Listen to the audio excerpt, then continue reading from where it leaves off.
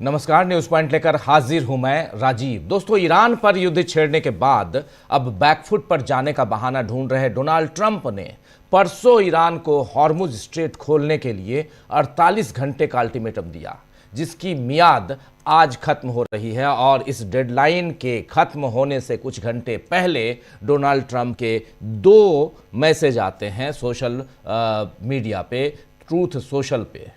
पहले मैसेज में उन्होंने लिखा कि ताकत से शांति आएगी। ये फर्स्ट मैसेज देखिए, ताकत से शांति आएगी।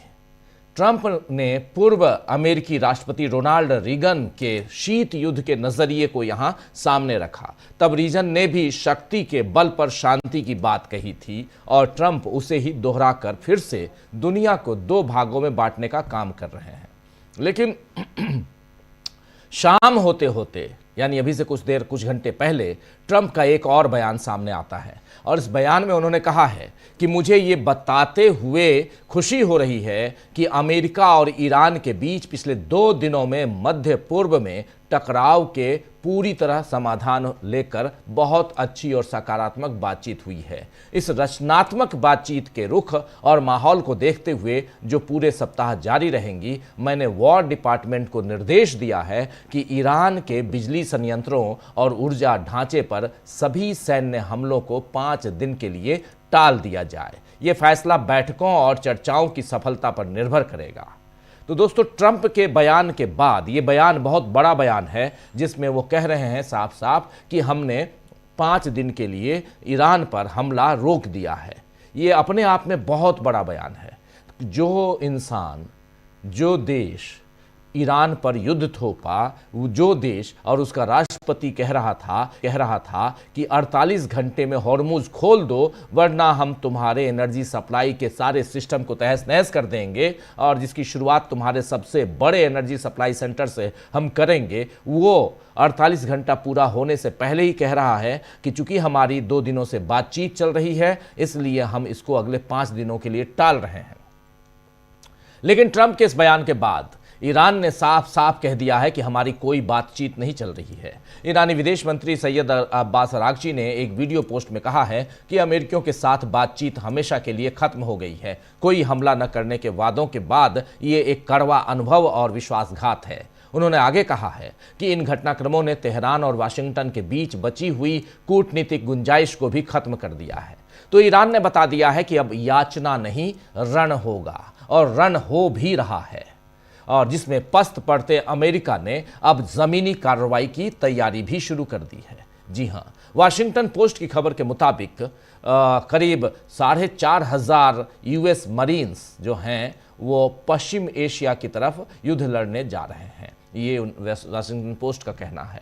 वहीं हॉर्मुज के बंद होने पर अब अमेरिका के साथी देश मिलकर ईरान पर दबाव बनाने की तैयारी कर रहे हैं। कुछ दिन पहले जिस नाटो को ट्रंप ने कागजी शेर कहा था, जिसके देशों को कायर कहा था, उसी पर अब अमेरिका के विदेश मंत्री मार्को रूबियो का बयान आता है। मार्को रूबियो ने कहा है कि वो पूरी तरह से आश्वस्त हैं कि नाटो इस स्ट्रेट को फिर से खोलने में सक्षम होगा। उन्होंने ये कहा है कि ऑपरेशन की संवेदनशील प्रकृति के कारण सदस्य देशों को थोड़ा समय चाहिए।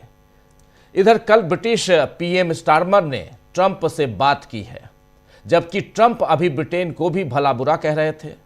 10 डाउनिंग स्ट्रीट की तरफ से जारी एक बयान में कहा गया है कि वे इस बात पर सहमत हुए कि वैश्विक ऊर्जा बाजार में स्थिरता सुनिश्चित करने के लिए हॉर्मुज स्ट्रेट को फिर से खोलना जरूरी है। बयान में यह भी कहा गया है कि वे जल्द ही फिर से बात करेंगे। आपको बता दूं कि ब्रिटेन उन 22 देशों में शामिल है जिन्होंने रणनीतिक यानी स्ट्रेटेजिक तौर पर, रणनीतिक रूप से महत्वपूर्ण हॉर्मुज स्ट्रेट के जरिए शिप्स यानी जहाज़ों के सुरक्षित निकलने के प्रयासों में योगदान देने की इच्छा व्यक्त कर रहा है।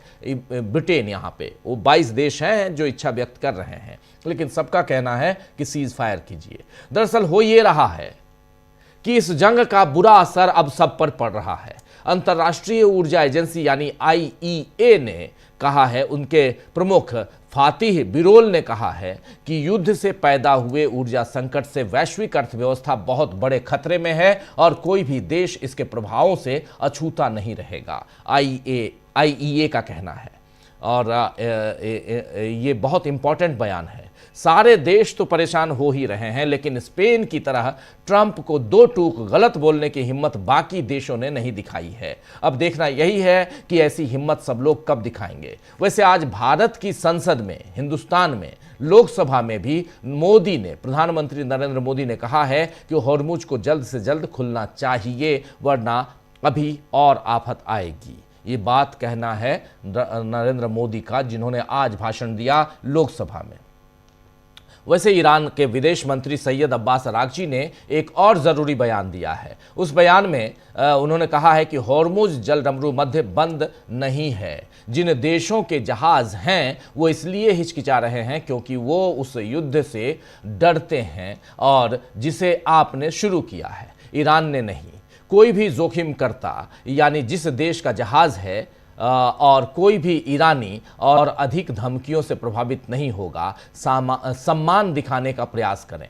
व्यापार की स्वतंत्रता के बिना आवाजाही की स्वतंत्रता संभव नहीं है। दोनों का सम्मान करें या फिर दोनों में से किसी की भी अपेक्षा न करें। बिल्कुल सही, किसी की भी अपेक्षा न करें। मतलब या तो ईरान की स्वतंत्रता और व्यापार की स्वतंत्रता का सम्मान करें, अन्यथा परिणाम भुगतने के लिए तैयार रहें। ये साफ साफ यहां कह रहे हैं सैयद अब्बास अरागची, विदेश मंत्री ईरान के। जितनी साफ गोई से ईरान ने यहां अपनी बात रखी है, उसके बाद इसकी कोई गुंजाइश ही नहीं बचती है कि ईरान पर ट्रंप की किसी धमकी का कोई असर पड़ा है। बल्कि ईरान अब और तेज हमले की चेतावनी दे रहा है, क्योंकि उसके पास खोने के लिए कुछ भी नहीं है और पाने के लिए सम्मान है।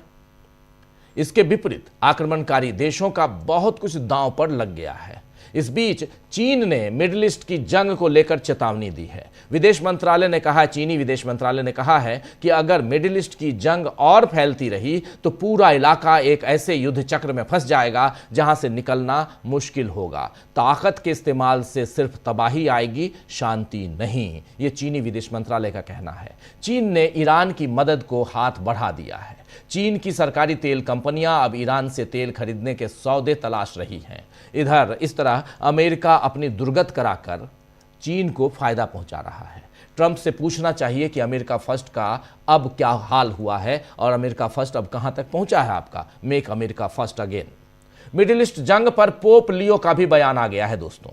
आप जानते हैं पोप लियो, उन्होंने कहा है कि इन युद्धों से होने वाली मृत्यु और पीड़ा इंसानों के लिए कलंक है और ईश्वर तक पहुंचने वाली एक चीख है जिसका दर्द ईश्वर को भी महसूस होगा। पोप लियो का यह बयान बहुत महत्वपूर्ण हो जाता है। पोप के इस बयान से दुनिया की ईसाई आबादी का रुख क्या अब अमेरिका की तरफ बदलेगा, यह भी देखना होगा। तो ईसाई समुदाय और उसमें भी वेटिकन सिटी से ये बयान सीधे सीधे आना, पोप लियो का बयान आना, ये भी मायने रखता है। और उधर चीन का बयान, ब्रिटेन का बयान, अमेरिका का बयान, ये सब आप लोगों ने देख लिया। लेकिन इन सब के बीच 48 घंटे में ही कैसे बदल गए हैं। अल्टीमेटम देकर डोनाल्ड ट्रंप ने क्या कर दी थी बड़ी गलती, और इसीलिए 48 घंटे में पलट गए डोनाल्ड ट्रंप।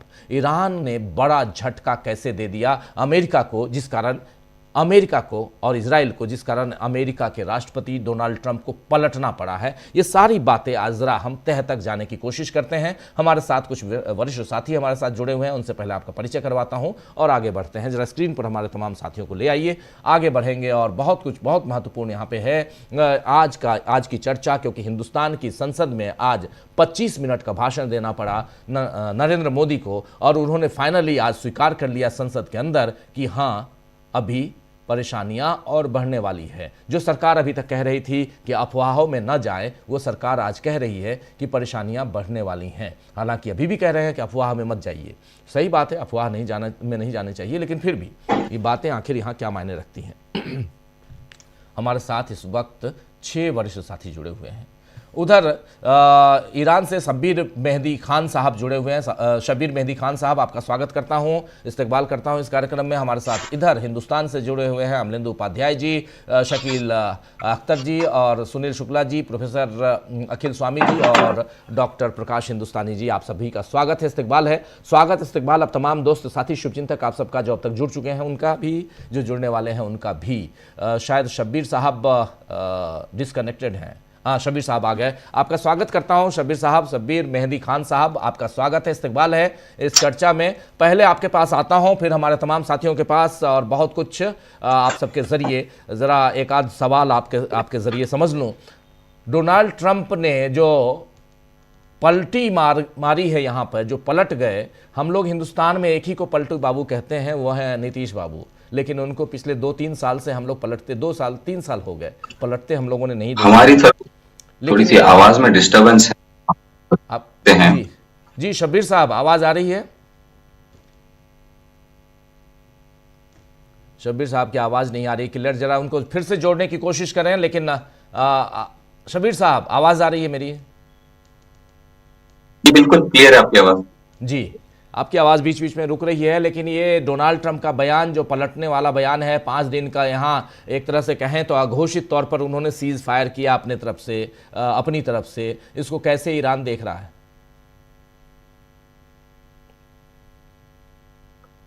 जी, क्या हम तक पहुंच रही है सही से?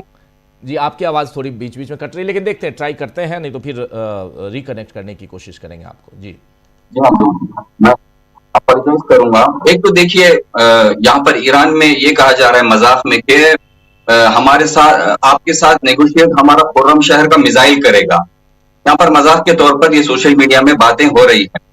ये बात साफ हो चुकी है हमारे लिए कि ट्रम्प के ट्वीट्स को आजकल कोई भी सीरियस नहीं ले रहा है। आप देखिए, मसलन कभी आकर कहते हैं कि हमने ईरान की तमाम डिफेंस कैपेबिलिटीज को नाबूद कर दिया है। फिर कहते हैं कि पर्शियन गल्फ को खोला जाए। फिर कहते हैं कि अमेरिका इतना ताकतवर है कि वो अकेला ही काफी है ईरान के लिए। फिर आकर नाटो कुदरतों से मदद मांगते हैं कि आप आइए हमारी मदद कीजिए। उसके बाद हम देखते हैं कि ना सिर्फ ये कि ईरानियन कैपेबिलिटीज ध्वस्त नहीं हुई, डिस्ट्रॉय नहीं हुई, बल्कि उनकी F-15 को गिराया जा रहा है, उनकी F-35 मिसाइल पे मिसाइल दागे जा रहे हैं। फिर ये आकर कहते हैं कि पर्शियन गल्फ का इशू हमसे कोई इसका लेना देना नहीं है, वो खुद वहां के जो रीजनल ममालिक हैं और रीजनल जो कंट्रीज हैं वो उसको आकर संभाल लें।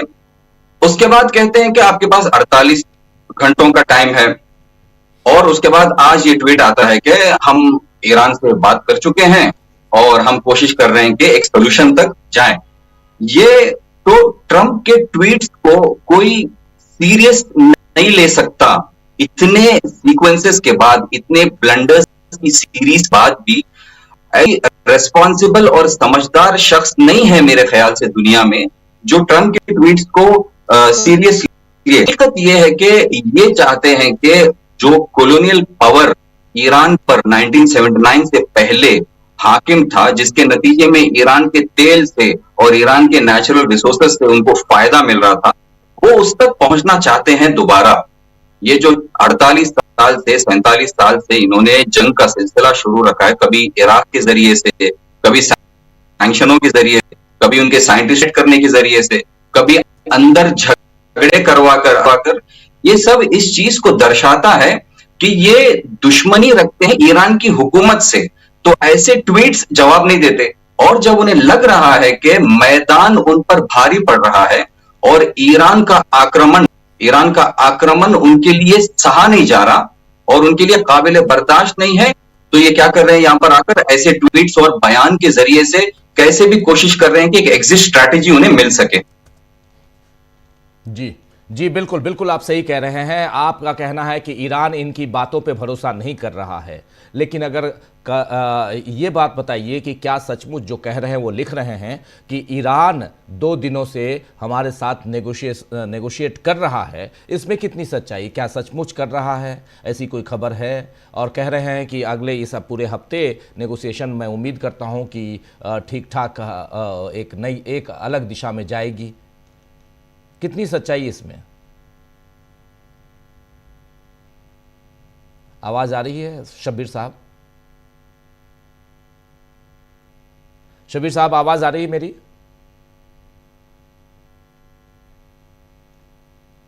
चलिए उनको कनेक्ट नहीं शब्बीर साहब, चलिए आता हूं उनके पास, लेकिन प्रोफेसर अखिल स्वामी जी आपके पास आना चाहता हूं। यहां Donald Trump, Swami ji Donald Trump देखिए परसों से लेकर आज तक 48 घंटे का अल्टीमेटम, फिर अपने ही डेमोक्रेट्स को कहना कि वो वामपंथी हैं, वो देश के गद्दार हैं, यहाँ तक कहना, फिर उसके बाद कह रहे हैं कि ताकत से शांति आती है, और उसके बाद ताकत से शांति आती है के बाद वो सीधे आ जाते हैं कि हम 5 दिन का यहाँ 5 दिन के लिए मैंने अपने युद्ध विभाग को कह दिया, युद्ध मंत्रालय को, कि किसी भी ढंग की बम्बार्डिंग न की जाए ईरान के ऊपर। कैसे देखते हैं इसको? हम तो ये जानना चाहते हैं, हम भारतवासी ये जानना चाहते हैं कि आज से 22 दिन पहले विश्व शांति से रह रहा था। पूरे विश्व के अंदर शेयर मार्केट ठीक काम कर रहे थे, अर्थशास्त्र ठीक काम कर रहा था, लोगों की आर्थिक स्थिति अच्छी थी, सब कुछ ठीक था। विश्व के अंदर ये अशांति पैदा जिसने की, वो क्या वॉर क्रिमिनल नहीं है? क्या उसको दंड नहीं मिलना चाहिए?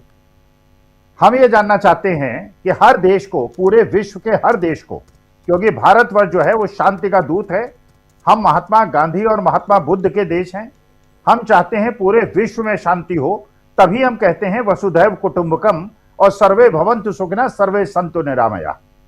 तो हम ये जानना चाहते हैं डोनाल्ड ट्रंप साहब से, जिनके लिए अंधभक्तों ने हवन कराए थे और उनको सबसे बड़ा सनातनी बताया था, कि जब ईरान और अमेरिका के बीच में वार्ता चल रही थी और जब ये वार्ता अपने निर्णायक चरम पर पहुंच गई थी, उस समय इजराइल ने ये गुस्ताखी कैसे की कि उसने ईरान के ऊपर अटैक कर दिया, पूरे विश्व को अशांत कर दिया, अस्त व्यस्त कर दिया, सबकी अर्थव्यवस्था को बर्बाद कर दिया, और हमारे देश के अंदर, हमारे देश के गरीब लोग, भारतवर्ष के गरीब लोग जिनकी कोई गलती नहीं थी, वो 1000 का सिलेंडर 5-5, 6-6 हजार रुपए में खरीद रहे हैं।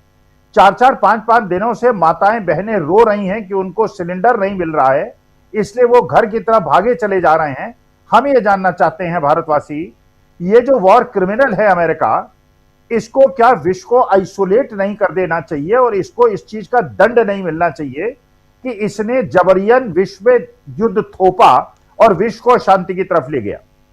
जो ये कह रहा है कि ताकत से हम शांति लाएंगे, मेरे को तो पूरे विश्व से और भारत से भी और पूरे विश्व के देशों से ये शिकायत है कि जब वेनेजुएला के अंदर इन्होंने ऐसा किया तो विश्व के अंदर आवाज क्यों नहीं उठी? अगर किसी को निर्बाध रूप से गुंडई करने देंगे तो उसकी हिम्मत बढ़ेगी, और हिम्मत बढ़ते बढ़ते ये ऐसी जगह पहुंच गए जहां इनको मुंह की खानी पड़ी। और मैं इस बात के लिए ईरान के देशवासियों को, उनके लीडरशिप को बधाई देता हूं कि कम से कम उन्होंने, और ये सब जानते हैं, ईरान के लोग भी जानते होंगे, सब जानते हैं, पिक्चर जब होती है तो इंटरवल के पहले जो विलेन है वो पूरे गांव को और पूरे शहर को आतंकित करके रखता है, और जब इंटरवल के बाद होता है, जब विलेन की पिटाई होती है, उसके बाद पूरा का पूरा पिक्चर हॉल तालियों से गूंजता है। अब वही स्थिति आ गई है पूरे विश्व के अंदर, क्योंकि मैं बहुत जगह घूम रहा हूं, ऐसी जगह भी जा रहा हूं जहां अंधभक्त बहुतायत पाए जाते हैं, बड़ी संख्या में पाए जाते हैं। आज के तारीख में उनको भी ये समझ में नहीं आ रहा है कि वो डोनाल्ड ट्रंप को सनातनी कहें, उनके लिए हवन कराएं, या उनको पागल कहें। लेकिन ये बात सही है कि आज विश्व को जिस अशांति के दौर में, और ये बात बिल्कुल सही है, ये युद्ध खत्म जब भी होगा, जैसे भी होगा, पहली बात तो यह है ईरान के टर्म्स में होगा, अमेरिका को झुकना पड़ेगा, जो उसने गलती की है उसकी माफी मांगनी पड़ेगी, लेकिन इससे पार पाने में 6 महीने का टाइम लग जाएगा, और हमारे देश की अर्थव्यवस्था कैसे बर्बाद होगी। मैं तो I am concern about my country, my Motherland. आज शेयर मार्केट 3% गिरा है, लाखों करोड़ों रुपए मार्केट से गायब हो गए हैं। रियल एस्टेट भी भुगतेगा, टेक्सटाइल इंडस्ट्री भी भुगतेगी, जीडीपी भी नेगेटिव में चली जाएगी जैसे कोविड के पीरियड में गई थी, क्योंकि जब लोगों को गैस नहीं मिलेगी, जब लोगों के हाथ में पैसा नहीं होगा। आज मार्केट के अंदर परचेजिंग वही लोग कर रहे थे जो शेयर मार्केट में पैसा कमा रहे थे, और एक संजय राउत साहब ने भी स्टेटमेंट दिया है मैं उसमें भी अपना विरोध दर्ज कराना चाहता हूं। जो उन्होंने कहा कि झोला लेने का टाइम आ गया, झोला लेके चले जाएं, झोला लेके ऐसे नहीं जाने देंगे। जवाब देना पड़ेगा। ना वो अमेरिका वाले, ना वो इजराइल वाले और ना भारत वाले किसी को भी झोला लेके जाने नहीं देंगे। हमारे प्रश्नों का जवाब सबको देना पड़ेगा। जी बिल्कुल बिल्कुल, आपके प्रश्नों का, आपके सवालों का जवाब सबको देना पड़ेगा और देश के चुने हुए जो नेता हैं उनको तो जवाब देना ही चाहिए, जो जिम्मेदार हैं उनको जवाब देना चाहिए। शब्बीर मेहदी खान साहब हमारे साथ जुड़े हुए हैं सीधे ईरान से। खान साहब, ज़रा आपसे समझना चाहता हूं कि इधर डोनाल्ड ट्रंप साहब ने जो कहा है कि सीधे शब्दों में उन्होंने कहा है कि 2 दिन से हमारी बातचीत चल रही है ईरान के साथ। क्या कोई कंफर्मेशन है इसका कि सचमुच बातचीत चल रही है? क्योंकि ईरान के विदेश मंत्री कुछ और कह रहे हैं, ईरान के राष्ट्रपति कुछ और कह रहे हैं, लेकिन अमेरिका के राष्ट्रपति तो कुछ और ही दावे कर रहे हैं। कितनी सच्चाई है इसमें?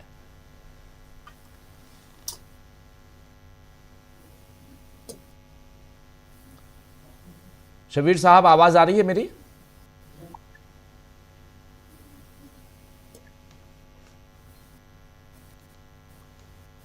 शबीर साहब, आवाज़ आ रही है? नहीं आ रही आवाज़, शायद उनके पास नहीं जा रही है। ज़रा चेक करवाइए अपनी तरफ से, मैं कह रहा हूँ चेक करने के लिए। और ज़रा जल्दी से इधर शकील जी आपके पास आता हूँ। शकील जी, इधर आज प्रधानमंत्री भी बहुत परेशान नज़र आए। आखिर प्रधानमंत्री का ये जो भाषण था आज 2 बजे दिन में लोकसभा में, आप चूंकि थे वहाँ पे, मैं आपसे समझना चाहता हूँ कि क्या पहले से तय था, ये आनन फानन में आज अचानक हो गया भाषण इधर? जी शकील जी ये खबर आई जी।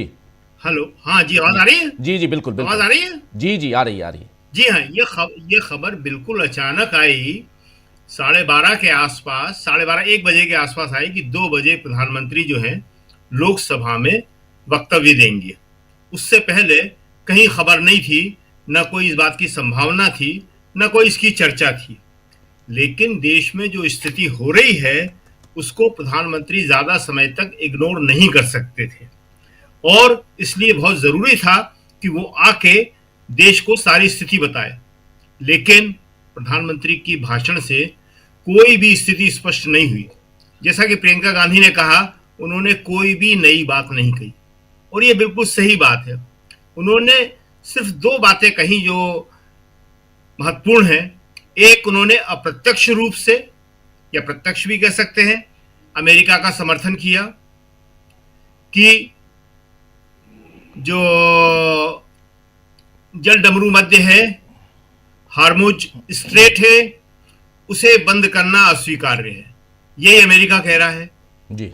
लेकिन इस बात के बारे में कुछ नहीं बोला उन्होंने कि अमेरिका ने, इजराइल ने ईरान पे हमला क्यों किया, बच्चों को क्यों मारा, क्यों वहां के सुप्रीम लीडर को मारा, क्यों टारगेटेड किलिंग करी, और उसके बाद अगर वो अपनी जमीन का रास्ता बंद करता है, अपना समुद्र बंद करता है, अपनी नहर बंद करता है, तो वो कैसे गलत हो सकता है। इस बारे में प्रधानमंत्री ने एक शब्द भी नहीं बोला। रास्ता कैसे खोल दे वो, जब उसके ऊपर हमला हो रहा है, उसके लोगों को मारा जा रहा है, प्रधानमंत्री ने कुछ नहीं बोला। जबकि ईरान साफ कह चुका है कि दोस्तों के लिए रास्ता हमेशा खुला हुआ है जी। और प्रधानमंत्री ने कहा कि हमारे जहाजों को रास्ता दिया, बावजूद इसके वो अमेरिका की तरफ झुकते हुए या वहां पे अपनी वफादारी दिखाते हुए दिखे। दूसरी बात जो थी एक बड़ी खास, कि सत्ता पक्ष जो था उसमें कहीं उत्साह नहीं दिखा। मेज़े थपथपा रहा था वो प्रधानमंत्री की हर बात पे, लेकिन वो बहुत ही औपचारिकता दिख रही थी। और एक और खास बात कि आपको याद होगा 2014 से पहले, 2012 से एक ही सवाल होता था हम लोगों से, बॉडी लैंग्वेज कैसी थी। कोई खबर हो, बड़ी हो, छोटी हो, वो सोनिया गांधी की, मनमोहन सिंह की, राहुल गांधी की, शीला दीक्षित की, सब बॉडी लैंग्वेज पूछते थे। दफ्तर में घुसने के साथ में बॉडी लैंग्वेज। आज कोई बॉडी लैंग्वेज पे बात नहीं करता। प्रधानमंत्री में वो बात नहीं दिख रही थी। खुद सत्ता पक्ष के लोग महसूस कर रहे थे जो उनमें होती थी। थके थके दिख रहे थे प्रधानमंत्री। ये सब देश की स्थितियों का असर है। देखिए हालत क्या है कि सरकार अपना भरोसा खोती चली जा रही है। आज सुबह से संसद में एक चर्चा चल रही थी, खबर चल रही थी कि जो 14 किलो का सिलेंडर होता है, 14.2 किलो समथिंग का होता है गैस सिलेंडर, जो डोमेस्टिक जो होता है, एलपीजी जिसे कहते हैं, वो सरकार उसमें 10 किलो गैस भरेगी। अब जी अभी थोड़ी देर पहले सरकार की तरफ से कहा गया, पेट्रोलियम मिनिस्ट्री की तरफ से कहा गया, उसके प्रवक्ता ने कहा कि अभी कोई फैसला नहीं हुआ, मगर लोग मानने को तैयार नहीं। जब सरकार भरोसा खो देती है तो सरकार चाहे कुछ भी कहे, लोग वही बात मानते हैं जो उन्हें लगता है कि ये सरकार कर सकती है, ये हमारे लिए परेशानियां पैदा कर सकती है। तो पश्चिम एशिया पे आज की जो प्रधानमंत्री की बातचीत रही, वो कोई नई बात नहीं कह पाई। प्रधानमंत्री ने लोगों का डर खत्म करने के बदले ये कह के लोगों की चिंता और बढ़ा दी कि ये कोरोना की तरह का मामला है पूरा का पूरा। कोरोना में लोगों को पुरानी बातें याद आ गई। कोरोना की से लड़ाई उन्होंने खुद लड़ी थी, न अस्पताल में, न बेड मिलने में, न ऑक्सीजन सिलेंडर मिलने में, न इंजेक्शन मिलने में कोई सरकार की उन्हें मदद नहीं मिली थी। घर परिवार सब तबाह हो गए थे जी। आज भी लोग खुद ही लड़ रहे हैं, बहुत बुरी हालत है एलपीजी की। तो लोगों को यही लग रहा है कि ताली थाली बजवाएंगे फिर से, कि हमें उसके लिए तैयार रहना होगा। तो आज जो है प्रधानमंत्री का वक्तव्य आया, लेकिन इसमें एक और खास बात खत्म करते हैं कि आम तौर पे होता है कि प्रधानमंत्री या कोई मंत्री किसी एक सदन में वक्तव्य देता है, दूसरे में भी देता है, दोनों सदन अलग अलग है। संसद हम मिला जुला के कहते हैं, मगर लोकसभा राज्यसभा दोनों अलग अलग है। प्रधानमंत्री राज्यसभा में नहीं गए। राज्यसभा में जाना जरूरी होता है, राज्यसभा के लोग इंतजार करते रहे। और राज्यसभा में क्यों नहीं गए? क्योंकि राज्यसभा में एक परंपरा है बहुत पुरानी, हमेशा से, कि वहां पे प्रधानमंत्री या मंत्री कोई भी वक्तव्य देता है तो उनसे सवाल पूछे जाते हैं, विपक्ष को सवाल पूछने की अनुमति मिलती है चेयर की तरफ से। शकील जी, लोकसभा में आज प्रधानमंत्री सुरक्षित थे? क्योंकि ये भी अब सवाल भाई हम पत्रकार तो पूछेंगे, सुरक्षित थे क्या? एक बात, तभी तो आए भाषण देने। दूसरी चीज ये बताइए कि आज राहुल गांधी नहीं थे, क्या इसलिए और ज्यादा सुरक्षित थे प्रधानमंत्री? प्रधानमंत्री पूरी तरह सुरक्षित थे, बड़े आराम से बोल रहे थे। उनके साथ पहली जो बेंच होती है उस पर राजनाथ सिंह और अमित शाह बैठे हुए थे। राहुल गांधी का प्रोग्राम तो बहुत पहले से लग गया था गुजरात का, इसलिए राहुल गांधी के होने न होने का कोई सवाल पैदा नहीं होता। राहुल गांधी बहुत पहले से गुजरात का प्रोग्राम था और सुबह चले गए थे गुजरात में। लेकिन गुजरात में उन्होंने बोल दिया, ये वहां उन्होंने बोला जी कि प्रधानमंत्री हाउस के अंदर इस पर डिबेट नहीं कर सकते हैं। 25 मिनट बोले, लेकिन वो इस पर डिबेट नहीं कर सकते। मैं आपको बता रहा हूं, राहुल के कहने का मतलब यही था कि अगर मैं होता तो बात होती जी। तो प्रधानमंत्री आए, सुरक्षित आए जी, कोई बात नहीं थी। वो एक जिस तरह का माहौल बनाया जाता है, वो एक नैरेटिव बनाया गया था जिसका कोई मतलब नहीं है। तो आज का जो प्रधानमंत्री का वक्तव्य था वो चीज पैदा नहीं कर पाया जिसके लिए सरकार चाहती थी या जिसके लिए प्रधानमंत्री चाहते थे। वो कोशिश उनकी कोई पूरी नहीं हुई। लोगों में कोई विश्वास नहीं लौटा है कि इतनी बड़ी समस्या जो आई है हमारे ऊपर, जो आई है, अभी भी समस्या है, उससे हम कैसे निपटेंगे। बिल्कुल आता हूं, दोबारा आपके पास आता हूं, आप तमाम साथियों, आप सबके बीच आता हूं। उधर ईरान से जुड़े हुए हैं शब्बीर मेहदी खान साहब हमारे साथ, उनके पास सीधे चलते हैं। और प्रशांत टंडन जी भी हमारे साथ जुड़ गए हैं। प्रशांत जी, आपका स्वागत करता हूं।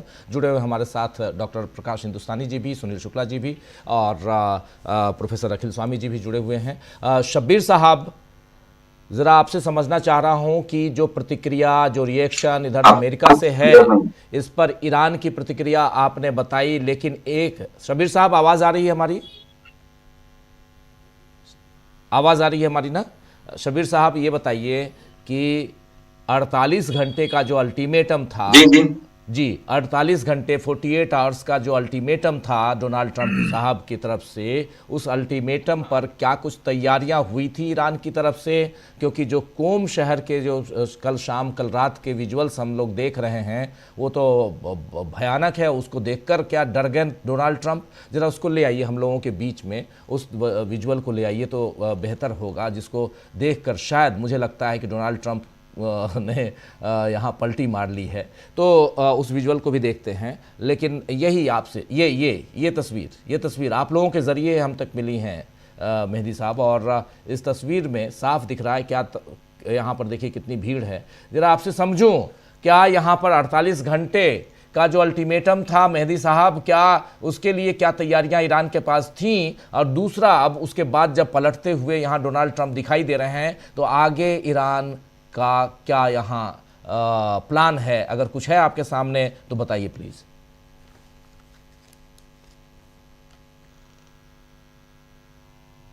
डिस्कनेक्ट हो गए लगता है शब्बीर मेहदी साहब, आवाज़ नहीं आ रही है, डिस्कनेक्ट हो गए। चलिए आगे बढ़ते हैं फटाफट जल्दी जल्दी, और इधर सुनील शुक्ला जी के पास जल्दी से आते हैं फिर तमाम साथियों, और जोड़ने की कोशिश करते हैं। मैं समझ सकता हूं कि ईरान से जुड़ना मुश्किल होता है। सुनील शुक्ला जी, डोनाल्ड ट्रंप पे आपसे, इधर भारत की बात समझ लिए, और भारत पे ज़्यादा मैं जाना नहीं चाहता हूँ क्योंकि अभी कुछ है नहीं।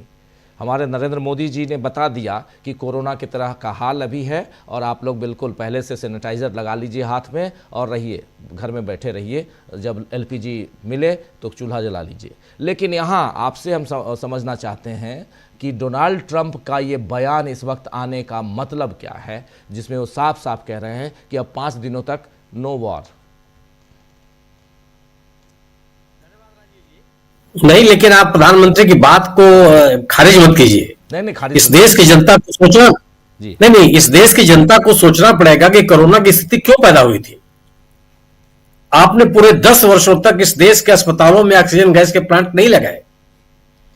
आपने विपक्ष के नेता के चेतावनियों के बावजूद कोरोना को लेकर के जो सावधानियां देश में बरती जानी चाहिए थी, वो आपने नहीं बरती। आप चुनाव, अपने राजनीतिक लाभ, दलीय लाभ के लिए जितने भी राजनीतिक आयोजन थे, उन राजनीतिक आयोजनों में आप लगे रहे। देश को जिन बातों के लिए सतर्क किया जाना चाहिए था, जो सावधानियां, जो प्रिकॉशंस लिए जाने चाहिए थे, उनको आपने अनदेखी किया। यूं थोड़ी आ गई थी कोरोना का संकट। कोरोना के संकट के लिए सरकार के उस समय की नीतियां जिम्मेदार थीं, और जिसको देश को भुगतना पड़ा। यह स्थिति आई कि बड़ी संख्या में लोग मारे गए, जिसको सरकार स्वीकार करने के लिए तैयार नहीं है। अगर आप सरकार से डेटा मांगिए कि आखिर कोरोना में कितने लोगों की जान गई, कोई डेटा किसी के पास उपलब्ध नहीं है। आज यह सरकार बताने के लिए स्थिति में नहीं है कि जो ऑक्सीजन का संकट पैदा हुआ था उस दौर में, आज की स्थिति क्या है, कितने अस्पताल ऐसे हैं जिनको जहां पे ऑक्सीजन का प्लांट जी, थोड़ा अमेरिका पे। अब सवाल यह है कि ट्रंप साहब जी, अब सवाल है कि ट्रंप साहब का, वही स्थिति ट्रंप की है। ट्रंप जो कह रहे थे कि 48 घंटे के भीतर अगर हॉर्मुज स्ट्रेट नहीं खोला गया तो वो ईरान के जो ऊर्जा संस्थान है उनको मटिया मेट कर देंगे। उन्होंने नहीं कहा था कि वो हमला करेंगे, उनका नामो निशान खत्म कर देंगे। गोया कि उसकी मरम्मत भी नहीं हो सकती। अब तो अपनी मरम्मत करने लगे हो कि इस हालात पे खुद न पहुंच जाए कि वो मटिया मेट हो जाए। सवाल यह है कि आप ईरान, दो लोगों के बीच में बातचीत हुई। मैं मान लेता हूं कि डिप्लोमेसी में इस तरह के बयान दिए जाते हैं कि साहब हमको ये कह रहा है कि उनसे बातचीत हुई, दूसरा पक्ष कहता है कि हमसे बातचीत नहीं हुई। कोई भी उदाहरण, अभी तक तो लगातार ईरान कह रहा है कि हमने कोई बातचीत नहीं किया। ईरान लगातार कहता रहा है कि वह युद्ध विराम के पक्ष में नहीं है, वह युद्ध समाप्त होने के पक्ष में, करने के पक्ष में है, और इन शर्तों के साथ पक्ष में है वो कि जितना उसका नुकसान हुआ है उसकी अदायगी की जाए, कभी भी युद्ध न करने का एक विश्वास दिलाया जाए, और जो सैंक्शन लगे हुए हैं ईरान के खिलाफ वो सब के सब वापस लिए जाए। वो 3 शर्तों पर करा था, युद्ध विराम के पक्ष में नहीं था। और आज भी वो ये कह रहा है कि जिस समझौते की बात कर रहे हैं ट्रंप, वो झूठ बोल रहे हैं, उनके साथ कोई बातचीत नहीं हुई जी। ट्रंप कह रहे हैं कि इस बातचीत में जो ईरानी विदेश मंत्री हैं अरागची साहब, वो भी शामिल थे, वो कोई प्रमाण नहीं दे रहे हैं। एक तरफ ईरान कह रहा है कि हम शामिल ही नहीं हुए, दूसरी तरफ वो कह रहे हैं कि अरागची शामिल थे। खैर कोई बात नहीं। अब परिस्थिति स्थितियां आ जाए, अगर परिस्थिति स्थिति आती है कि स्ट्रेट ऑफ हॉर्मुज पूरी तरह से खोल दिया जाता है, अगर ये परिस्थिति स्थितियां आती हैं कि ईरान के ऊपर हर तरह के हमले बंद कर दिए जाते हैं। इजराइल तो कह रहा है कि नहीं, हम तो मिट्टी में मिला देंगे, ईरान को घुटनों पे ला देंगे जी, उसको एकदम तलाटे में लाके रख देंगे। इजराइल की प्रतिक्रिया क्या आती है? इजराइल अगर अपने आक्रमण को जारी रखता है और उसके रिटेलिएशन में ईरान के हमले जारी रहते हैं, तो फिर इस युद्ध विराम का कोई मतलब नहीं है। युद्ध विराम कोई दो राय नहीं इसमें कि पूरी दुनिया चाहती है, न केवल युद्ध विराम बल्कि युद्ध को समाप्त करने के पक्ष में पूरी दुनिया है। पूरी दुनिया के आर्थिक स्थिति जिस हालत में पहुंच गई है, लगातार हर देश की अर्थव्यवस्था प्रभावित होती चली जा रही है, लगभग सभी देशों में ऊर्जा का संकट पैदा हो गया है, लगभग सभी देशों में जो फर्टिलाइजर है उसका संकट पैदा हो रहा है। आखिर सवाल इस बात का है कि दुनिया का दबाव तो है ही है। अब इस युद्ध को शुरू किसने किया? ट्रंप ने शुरू किया। इस युद्ध में सहभागी कौन रहा? इजराइल सहभागी रहा। ईरान के ऊपर तो जिम्मेदारी नहीं डाल सकते हैं आप, यह दोषारोपण तो नहीं किया जा सकता कि उसने युद्ध की शुरुआत की इसलिए वह युद्ध से हटना चाहता है। युद्ध को केवल अपनी अस्मिता को बचाने में लगा हुआ है ईरान इस युद्ध के कारण, और स्वाभाविक सी बात है कि उसने कभी अपने आप को बैकफुट पर नहीं रखा। जितनी बातें ट्रंप ने कही उसका एकदम तुर्की ब तुर्की जवाब ईरान ने दिया। ईरान लगातार ये कहता रहा है कि अगर उसके पर ऊर्जा संयंत्रों पर हमला किया गया तो पूरे इलाके में 19-20 देश जो उसके इलाके में हैं उनके सभी ऊर्जा संस्थानों पर हमला करेगा। उसने नाम तक बता दिए और उसने किसी भी उसको छोड़ा नहीं कि हम इनको छोड़ देंगे या इनको नहीं रखेंगे। उसने ये भी कहा था कि जो आर्थिक संस्थान है उनके ऊपर भी हमला करेंगे। बाकायदे उसने चेतावनी जारी किया था। ईरान तो केवल रिटेलिएशन की बात कर रहा है और ईरान की जनता उसकी सरकार के साथ खड़ी है, जबकि आप अमेरिका में विरोध होने लगा ट्रंप का कि युद्ध खत्म होना चाहिए, युद्ध बेमानी है और ये युद्ध बिना किसी कारण के शुरू किया गया और युद्ध किससे अमेरिका को कोई लाभ नहीं होने वाला है। इजराइल के लोगों में नाराजगी पनपने लगी और इस नाराजगी इस कदर है कि वहां इस बुरी कदर से सेंसरशिप लागू कर दिया गया कि इजराइल से कोई भी सूचनाएं बाहर नहीं आ रही है। क्यों नहीं आ रही है? आपको जश्न मनाना चाहिए। जिससे तेहरान में लोग सड़कों पे निकल रहे हैं, तेल अवीव में भी लोगों को निकलना चाहिए कि साहब हमारी सरकार ने इतना जबरदस्त काम किया कि अपने एक मुख्य प्रतिद्वंदी को जिससे हमारे अस्तित्व के ऊपर संकट बना रहता है उसको मटिया मेट कर दिया। क्यों नहीं आ रहे हैं लोग? सरकार क्यों नहीं दिखा रही है? गोया कि तेल अवीव भी इस हमले को, इस युद्ध को उस रूप में स्वीकार नहीं कर रहा है जो स्थितियां नेतन्याहू चाहते हैं, जो ट्रंप चाहते हैं अपने देश में। तो ये दोनों दबाव में है, दोनों के ऊपर अंतरराष्ट्रीय दबाव है और ईरान के तरफ से हो रहे लगातार हमले के कारण भी दबाव में वो चाहते हैं कि इस युद्ध का कोई रास्ता निकले और एक सम्मानजनक एग्जिट इनकी निकल जाए। यह जो बयान आया है ट्रंप का, यह दबाव में लिया गया निर्णय है। जीत हासिल कर रहे देश का इनकी प्रतिक्रिया नहीं है। आप कोई भी एक फोटो, कोई एक बातचीत का ढंग, ईरान का कोई बयान इस तरह से दिखाई पड़े जो ट्रंप की बातों का समर्थन करता हो, जो ट्रंप की बातों को तस्दीक करता हो, जो ये कहता हो कि जो ट्रंप कर रहे हैं वो बिल्कुल सही है और ईरान घुटनों पर आकर के उनसे बातचीत करने के लिए तैयार है। वो तो कह रहा है कि हम नहीं करेंगे। वो आप भी कह रहा है कि अगर जबरदस्ती स्ट्रेट ऑफ हॉर्मुज को खोलने की कोशिश की गई तो उसके बहुत खराब परिणाम होंगे। एक सिपाही तक जाने की हिम्मत नहीं कर पाया हॉर्मुज को खुलवाने के लिए किसी भी देश का। संभव नहीं। आप अपने सैनिकों को वहां भेज नहीं सकते और बिना सैनिकों को भेजे आप जबरदस्ती हॉर्मुज को खुलवा नहीं सकते। संभव नहीं आपके लिए। तो जिस तरह का एक आर्थिक संकट पैदा किया ईरान ने और जिस तरह की सुरक्षात्मक चेतावनियां दी इजराइल और अमेरिका समर्थक देशों के लिए ईरान ने, वो इनके लिए बाध्यता थी कि वो किसी न किसी कीमत पर इस समझौते के ऊपर आवे और युद्ध विराम की स्थिति लावे। बिल्कुल, मेरा अपना मानना यह है कि अगर स्ट्रेट ऑफ हॉर्मुज को ईरान बिना शर्त खोलने के लिए तैयार नहीं होता तो ये ट्रंप का यह बयान बेमानी है जी। अगर ईरान इजराइल के हमलों को लेकर कोई हमला नहीं करता, तो अगर रिटेलिएट नहीं करता, इजराइल ईरान पे हमला नहीं करता, अगर ये चीजें नहीं होती तो ट्रंप का यह बयान बेमानी है। उसी तरह से झूठ है जैसे पहले के अनेक झूठ ट्रंप बोलते रहे हैं। जी बिल्कुल बिल्कुल बिल्कुल बिल्कुल। जरा तमाम साथियों को ले आइए स्क्रीन पे और चर्चा आगे बढ़ाते हैं। बहुत महत्वपूर्ण चर्चा आज हमारे साथ जुड़े हुए हैं शब्बीर साहब डिस्कनेक्ट हो गए हैं। प्रोफेसर अखिल स्वामी जी, आपके पास एक बार फिर आना चाहता हूं, फिर तमाम साथियों के बीच आता हूं। स्वामी जी, क्या यहाँ ये माना जाए कि ट्रंप को पहली मात यहाँ ईरान ने दे दी है? सीधे शब्दों में, जहाँ डोनाल्ड ट्रंप को पलटना पड़ा, 48 घंटे का अल्टीमेटम देते हैं और खुद अब 5 दिन आगे बढ़ाते हैं। स्वामी जी, देखिए, मेरे ख्याल से राजीव जी, ट्रंप को मात डोनाल्ड ट्रंप ने खुद दे दी है। और अहंकार वश दे दी है। जब आप छोटे रहे होंगे, मैं भी जब छोटा था, तो माँ कहती थी कि 3 तक गिनती गिनूंगी तब थप्पड़ मारूंगी।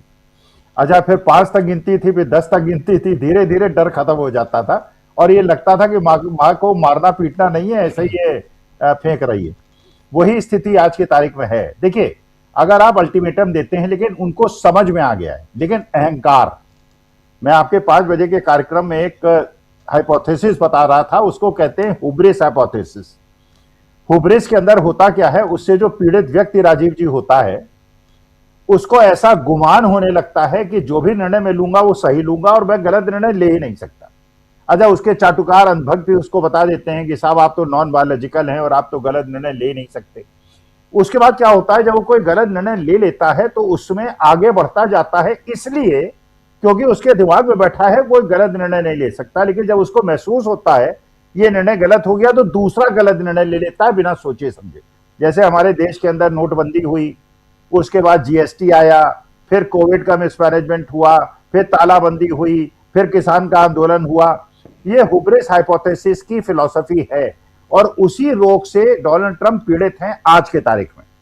देखिए, अहंकार को छोड़ देना चाहिए। जब आदमी को महसूस होने लगे कि उसकी अहंकार की वजह से उसकी न तो केवल ऑर्गेनाइजेशन बल्कि अमेरिका की पूरे विश्व के अंदर एक जो धाक बनी हुई थी, वो उसकी अहंकार की आहुति चढ़ रही है। तो डोनाल्ड ट्रंप को हराने में सबसे बड़ा योगदान अगर किसी का है तो वो डोनाल्ड ट्रंप खुद का है कि उन्होंने अपने अहंकार के लिए अपने देश की सारी प्रतिष्ठा को मिटा दिया। कोई भी देश राष्ट्राध्यक्ष उनके पास आया, उसका अपमान किया। वेनेजुएला में चढ़ गए, कभी यहां चढ़ गए, कभी वहां चढ़ गए, कभी हम पे टैरिफ लगाया, 50% टैरिफ लगाया, फिर कहा युद्ध विराम हमने कराया, फिर कहा 50%, अब 18% कर देंगे, लेकिन तुम इससे तेल नहीं खरीदोगे, उससे तेल नहीं खरीदोगे। तो एक प्रकार के बिना जागीर के जागीरदार बनने की जो प्रक्रिया डोनाल्ड ट्रंप ने शुरू की, उसके दुष्परिणाम दिख रहे हैं।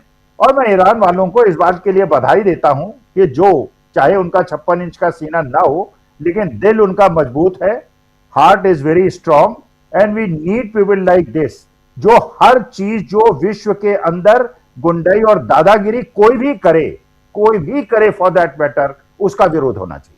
जी, गुंडई और दादागिरी जो भी करे उसका विरोध होना चाहिए, बिल्कुल होना चाहिए। आप सही कह रहे हैं। डॉक्टर प्रकाश हिंदुस्तानी जी आपके पास, फिर प्रशांत टंडन जी आपके पास आता हूं।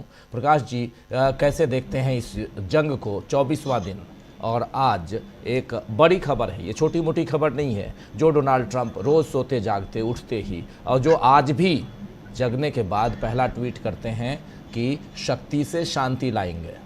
शक्ति से शांति लाने वाला इंसान कुछ ही घंटे में पलट गया और कह रहा है कि हम 2 दिनों से नेगोशिएशन टेबल पर बैठे हुए हैं, नेगोशिएट कर रहे हैं और अब आज से 5 दिनों के लिए मैं युद्ध विराम कर रहा हूं। क्या मायने इसके देखे जाए, जबकि 2 दिन से आप जब एक टेबल पे बैठे हुए हैं, तो फिर आप थोड़ी देर पहले कैसे कह रहे थे कि शक्ति से शांति आएगी?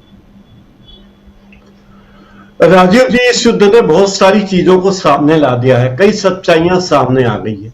एक ये भ्रम था अमेरिका का कि हम चाहे जो कर सकते हैं, किसी भी राष्ट्र के नेता को उठा सकते हैं, कुछ भी कर सकते हैं, गुंडाई कर सकते हैं, सरपंची कर सकते हैं। तो वो भ्रम डोनाल्ड ट्रंप का टूट गया, यह बहुत अच्छी बात हुई। दूसरी बात, जो इजराइल को लगता था कि हमारे जो आयरन डोम है वो तो ऐसे हैं जो सबसे मजबूत है, हमारा कोई बाल बांका नहीं कर सकता, तो आज ही देख लीजिए, आज ही ईरान ने डिमोना शहर पे अपनी 1500 किलोमीटर वाली मिसाइल भेज दी है, उनका थार्ड फेल हो गया है और एरो और आयरन डोम की मट्टी पलित हो गई है।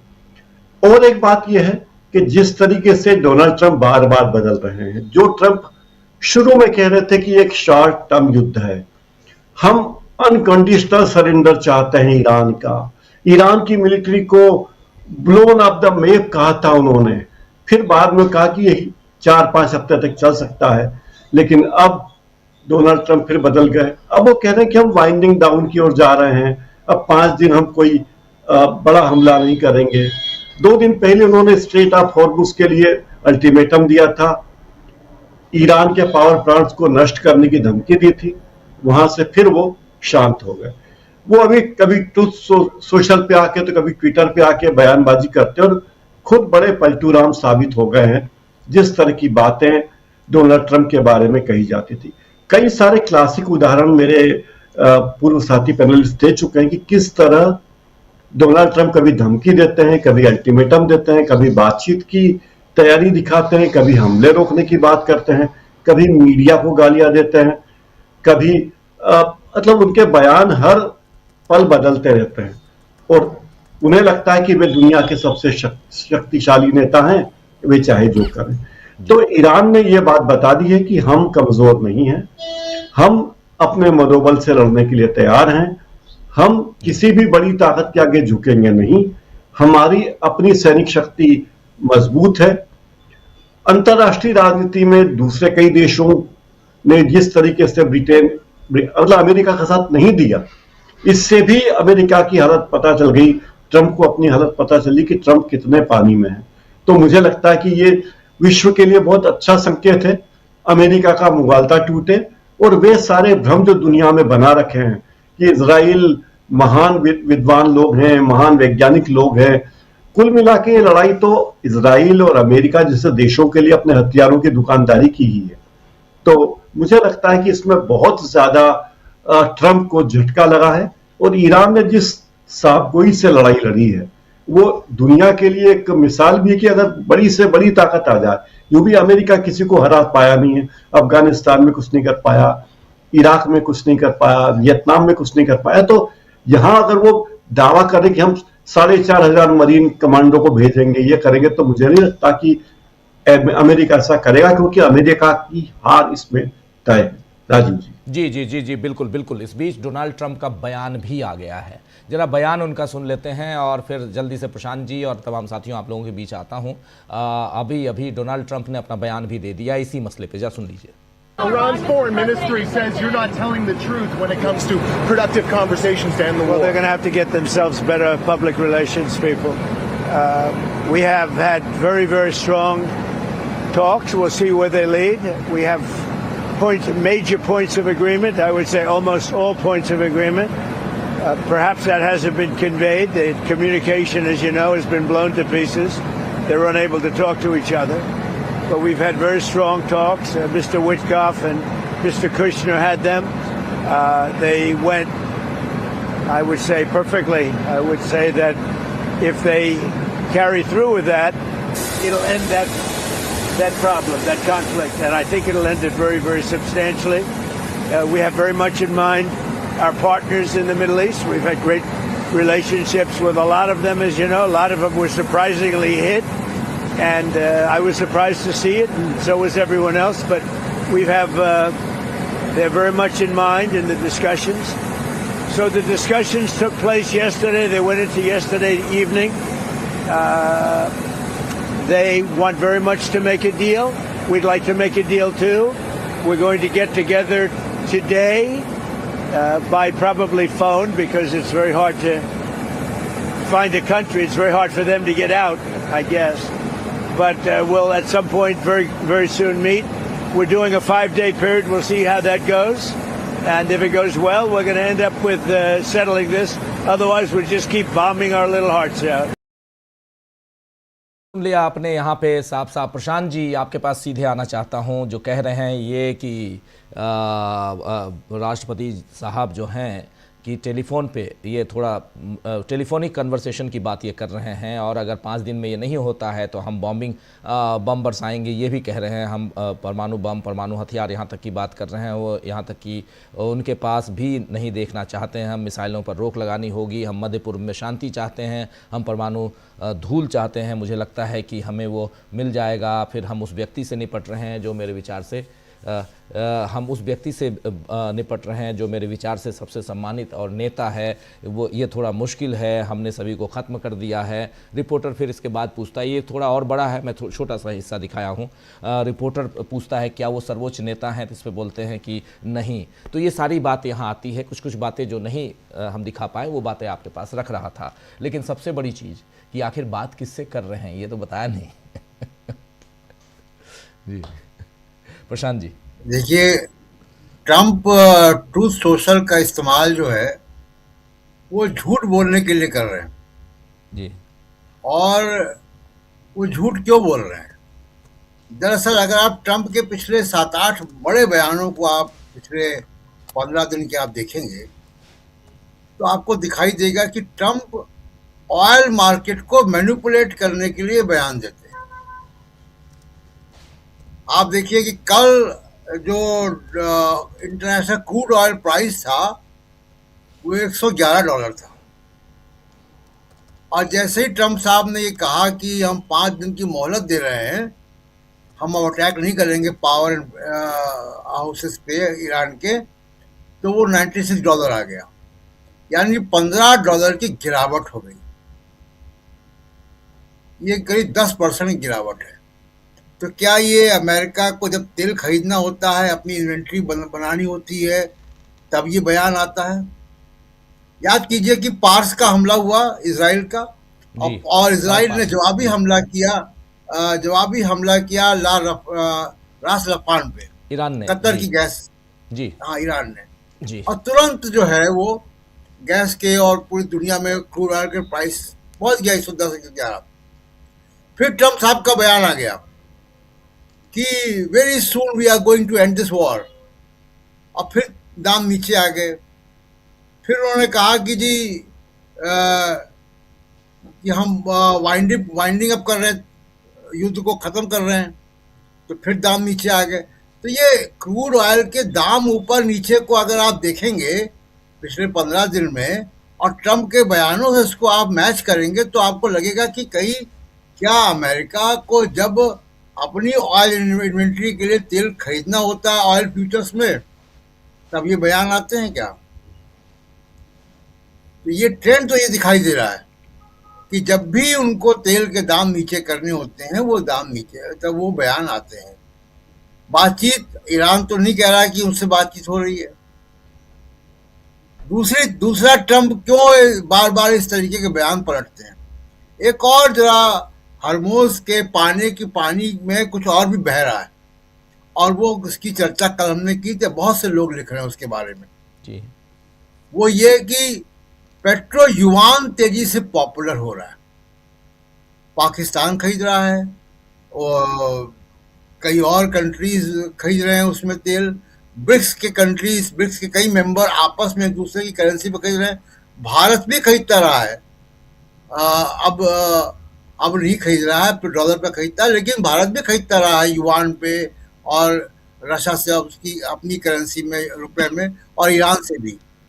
तो ये जो पेट्रो युआन है वो तेजी से एक जगह बना रहा है, अभी बहुत पीछे है डॉलर से, लेकिन एक जगह बना रहा है, और वो डॉलर को चैलेंज कर रहा है। रोज उसमें नए देश जुड़ रहे हैं जो युआन में खरीद रहे हैं। दूसरी बात, ईरान ने बहुत साफ तरीके से कहा हुआ है कि हरमोज से अगर आपको तेल जहाज निकालने, आप युआन में पैसा दे दो, आप जहाज निकाल लो। खबर तो इस बात की भी उड़ गई कि इंडिया के जो 2 अब जहाज गैस के आ रहे हैं हरमोज से, नए 2 और जहाज रिलीज हो रहे हैं, तो उनका भी पेमेंट जो है युआन में हुआ। हालांकि भारत के विदेश मंत्रालय ने इसका खंडन किया है कि ये फेक न्यूज है, लेकिन ये खबरें हैं। तो ये एक बड़ा वजह ये भी है कि जिस तरीके से ट्रंप के और इस युद्ध में एक आउटकम ये भी होगा कि पेट्रो युआन ने जो है वो एक इंटरनेशनल करेंसी के तौर पे जन्म ले लिया है, और ये एक डी डॉलराइजेशन की तरफ एक बड़ा कदम जो है वो हो रहा है। तो एक तो ये, दूसरी चीज ये कि भारत का, जब मोदी साहब के भाषण पे 1-2 बात कह दूं, फिर बात खत्म कर दूंगा अपनी। भारत की स्थिति बड़ी अजीब हो गई। हम अपना स्टॉक मार्केट खराब कर दिया हमने, 40-45 लाख करोड़ रुपए निकल चुका है उसमें से, आज भी 1800 पॉइंट नीचे गिरा है।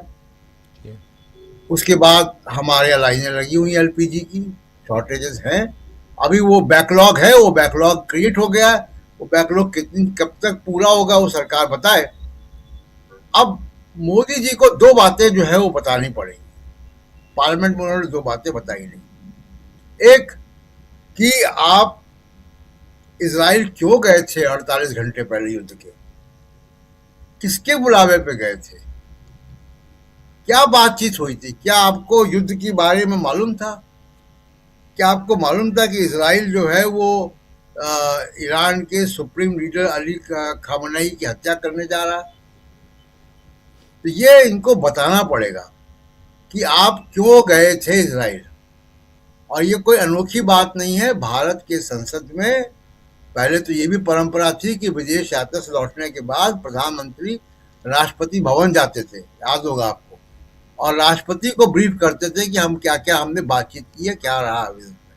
खैर वो परंपरा तो खत्म हो गई। संसद को बताना पड़ता था। संसद में प्रधानमंत्री का बयान होता था कि हम विदेश में क्या करके आए हैं।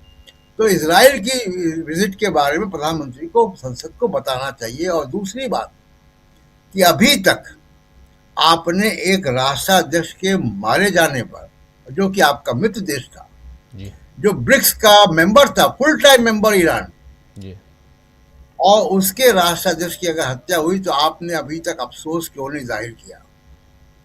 वहां पे मुस्तफा खामनेई चुन लिए गए, उनको बधाई क्यों नहीं दी आपने अभी तक। आपने तो ये भी मोदी साहब को साफ करना पड़ेगा। और ब्रिक्स की चर्चा इसलिए कर रहा हूं कि अभी तक भारत इस साल ब्रिक्स का चेयरमैन है जी और उन्होंने ब्रिक्स की तरफ से एक भी बयान नहीं आया है। तो क्या ये ग्लोबल साउथ जो चल रहा था, ग्लोबल साउथ की लीडरशिप को खुद मोदी जी खत्म कर रहे हैं? अगर ब्रिक्स का अध्यक्ष बयान नहीं देगा अपने मेंबर देश के ऊपर हमले पर, तो ग्लोबल साउथ की कैसी लीडरशिप है? जी राजीव जी बिल्कुल बिल्कुल, आप सही कह रहे हैं कि यहाँ ग्लोबल साउथ की बात आप यहाँ छेड़ रहे हैं, उसका जिक्र छेड़ रहे हैं, लेकिन और भी बहुत कुछ यहाँ दिखाई देता है। स्वामी जी हमारे साथ जुड़े हुए हैं क्या? स्वामी जी नहीं है स्वामी जी। चलिए आगे बढ़ते हैं। अमलेंदु जी आपके पास आता हूँ। अमलेंदु जी, आप इस बयान को, जबकि ईरान का भी आधिकारिक बयान आ रहा है और ईरान के विदेश मंत्रालय से ये खबर आ रही है कि ऐसी कोई बातचीत नहीं चल रही है। डोनाल्ड ट्रंप कह रहे हैं यहाँ पे कि हमारी बातचीत टेलीफोनिक चल रही है। कितना माना जाए इसमें, कितनी सच्चाई? जी, इसमें सच्चाई भले ही कुछ ना हो, लेकिन संकेत बहुत खतरनाक है। और ट्रंप साहब का सोशल पर लिखना, उसके बाद बयान, और इधर हमारे प्रधानमंत्री का भाषण संसद के अंदर, ये कुल मिलाकर राजीव जी बहुत बड़े खतरनाक संकेत जो है इसके दिखाई पड़ते हैं। और हो सकता है 5 दिन के बाद हम इस युद्ध को जो है बहुत बड़े विश्व युद्ध में तब्दील होते हुए देखें। ऐसा मुझे जो लग रहा है वो मैं देख पा रहा हूँ राजीव जी। क्योंकि ट्रंप साहब का जो अब तक का रवैया रहा है कि जब वो बात करते हैं कि अब हम करने जा रहे हैं और फिर वो इंतजार करते हैं, वो तैयारियों का समय लेते हैं। पिछली बार जब 12 दिन का युद्ध हुआ था, उसके बाद उन्होंने बड़ी तारीफ की थी कि भी बहुत अच्छा रहा, हमने उनके सारे ध्वस्त कर दिए और अब भाई सीज फायर। उसके बाद उन्होंने समय लिया और समय लेकर फिर 28 फरवरी को हमला कर दिया। तो क्या ये 5 दिन का समय जो है वो तैयारियां लेने के लिए निकालना चाहते हैं ट्रंप साहब, ताकि तब तक ईरान जो है वो उनके अड्डे जो है उनको बख्श दे और उनकी जो फैसिलिटीज हैं उनको थोड़ा ध्वस्त ना करे, वहाँ जो उनके अड्डे हैं और जो ऊर्जा फैसिलिटीज हैं उनके मित्र देशों की, और इजराइल के ऊपर हमले ना करे। 5 दिन का वो समय लेना चाहते हैं, मुझको ऐसा लगता है। और जैसा कि आपने बताया राजीव जी, और ब्रेकिंग में भी आपने 4 बजे बताया था कि ये खबर ये है कि जो 5000 उनके सैनिक हैं वो पहुंचने वाले हैं, वो रवाना किए जा चुके हैं 2 युद्धपोत से। तो क्या वो उनके पहुंचने का इंतजार कर रहे हैं और ये इंतजार कर रहे हैं कि उन युद्धपोतों पर कोई हमला ना कर दे उनके पहुंचने से पहले ईरान? क्या इस तरीके की है, वो इसको लेना चाहते हैं? मुझे राजीव जी ऐसा ही लगता है। और इसीलिए ईरान ने साफ कह दिया है कि हमारी कोई किसी तरीके की बातचीत जो है वो उनके साथ नहीं हो रही है, किसी भी तरीके का कोई संवाद नहीं है। हालांकि खबरें जो और भी चल रही है, खबरें ये भी चल रही है कि पाकिस्तान और तुर्की जो हैं वो ट्रंप से बात कर रहे हैं कि अब इसको रोका जाए, चूंकि इसका नुकसान जो है वो जो खाड़ी के देश हैं, मित्र देश हैं, उनको ज्यादा हो रहा है और ये युद्ध फैलेगा तो वो उसकी आंच जो है वो तुर्की और पाकिस्तान तक आ सकती है। इस तरीके की भी चर्चाएं राजीव जी चल रही हैं। लेकिन राजीव जी, अगर ट्रंप के बयान के साथ आप प्रधानमंत्री मोदी के बयान को अगर आप जोड़कर देखिए, तो मैं जो जिस खतरे की तब संकेत कर रहा हूं वो साफ तौर पर दिखाई पड़ते हैं। जैसा कि शकील जी ने कहा कि प्रधानमंत्री ने संकेत दे दिया साफ तौर पर कि वो अमेरिका के साथ खड़े हैं और उसी भाषा में बात कर रहे हैं जिस भाषा में अमेरिका बात कर रहा है कि स्टेट ऑफ हॉर्मुज जो खुली है और इसको बर्दाश्त नहीं किया जाएगा। तो क्या 5 दिन के बाद कोई अगर इस तरीके की कार्रवाई शुरू होती है कि स्टेट जो हॉर्मुज स्ट्रेट है उसको खुलवाया जाए, तो क्या भारत उसमें शरीक होने जा रहा है राजीव जी? क्योंकि ये कहना प्रधानमंत्री का कि आप जो कोरोना में हमने जिस तरीके से इसको जंग किया, बड़ा खतरा आने वाला है, तो प्रधानमंत्री शायद हल्का सा संकेत दे रहे हो। मैं अपनी जगह गलत भी हो सकता हूँ राजीव जी, चूंकि एक समझिए कि काल्पनिक बात मैं कर रहा हूँ, उनके अर्थ निकालने की कोशिश कर रहा हूँ, मैं गलत भी हो सकता हूँ। प्रधानमंत्री ने सिर्फ इसलिए कहा हो कि आर्थिक समस्याएं जो आ रही हो, प्रधानमंत्री भी समझ रहे हो कि अगर अमेरिका के मरीन पहुंच रहे हैं और जहां संघर्ष बढ़ेगा तो जाहिर सी बात है कि भारत सबसे ज्यादा प्रभावित होगा। 22 जहाज हमारे अभी भी वहां खड़े हुए हैं, और जिस तरीके से खड़े हुए हैं तो वहां पे तो ईरान उनको ही ढाल बनाएगा अमेरिका के खिलाफ युद्ध के लिए भी, तो हमारा नुकसान ज्यादा हो सकता है। तो इस तरह की चीजें भी हो सकती हैं, प्रधानमंत्री तब संकेत दे रहे हो। लेकिन प्रधानमंत्री ने जिस भाषा में कहा है कि वो स्वीकार्य नहीं है, अस्वीकार्य है हॉर्मुज स्ट्रेट का बंद होना, तो क्या ये कोई जुगलबंदी चल रही है इस तरीके की? ये राजीव जी खतरे जो है वो समझ में आते हैं। ईश्वर ना करे इस तरीके के कोई खतरे हों, और मैं अपनी जगह पे यहाँ ये करने में गलत हूँ, मैं ये सोचता हूँ, और प्रधानमंत्री अपनी जगह सही हूँ, ये भी हो सकता है। लेकिन मैं खतरे राजीव ये देख पा रहा हूँ, क्योंकि जो परिस्थितियां हैं विश्व के अंदर और जिस तरीके की चीजें आ रही है उसमें ये जाता है। इधर राजीव जी न्यूयॉर्क टाइम्स की एक रिपोर्ट आई है, वो रिपोर्ट भी बहुत कुछ संकेत देती है, और उसमें रिपोर्ट में ये है कि हालांकि वो पिछली उसकी कई रिपोर्ट्स आई हैं, उसी का विस्तार है वो, कि नेतन्याहू जो है वो अब मोसाद पर गुस्सा निकाल रहा है, और उसका कहना ये है कि मोसाद ने हमको गलत रिपोर्ट दे दी और हम जाकर ईरान में उलझ गए। मोसाद ने हमको रिपोर्ट दे दी कि हम उनकी जो बड़ी लीडरशिप है उसके 50 कमांडर उन सबको मार देंगे, और उसके बाद फिर हम वहां दंगे भड़काकर और वहां जो विपक्ष है उसको मदद देकर दंगे भड़काकर फिर हम वहां तख्ता पलट कर देंगे, और इसीलिए हम जो है ट्रंप को लेकर वहां कूद पड़े। और ट्रंप अब वहां से निकलना चाहते हैं, और अगर ये ऐसा ही चलता रहा और लड़ाई चली और इतनी मार पड़ती रही तो ट्रंप किसी दिन वहां से निकल भागेंगे। ये खबर न्यूयॉर्क टाइम्स ने राजीव जी प्रकाशित की है कई सूत्रों के हवाले से, और पूर्व जो मोसाद के अधिकारी हैं उनके हवाले से उसने ये खबर अपनी प्रकाशित की है।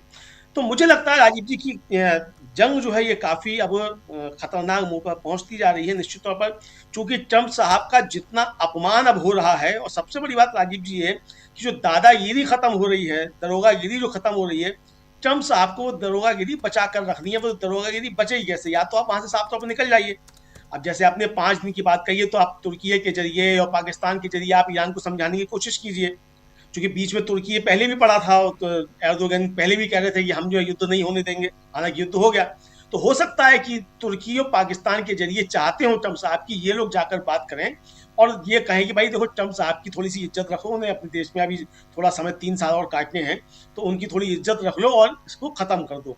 लेकिन ये होने वाला नहीं है, चूंकि जो नुकसान हुआ है ईरान का।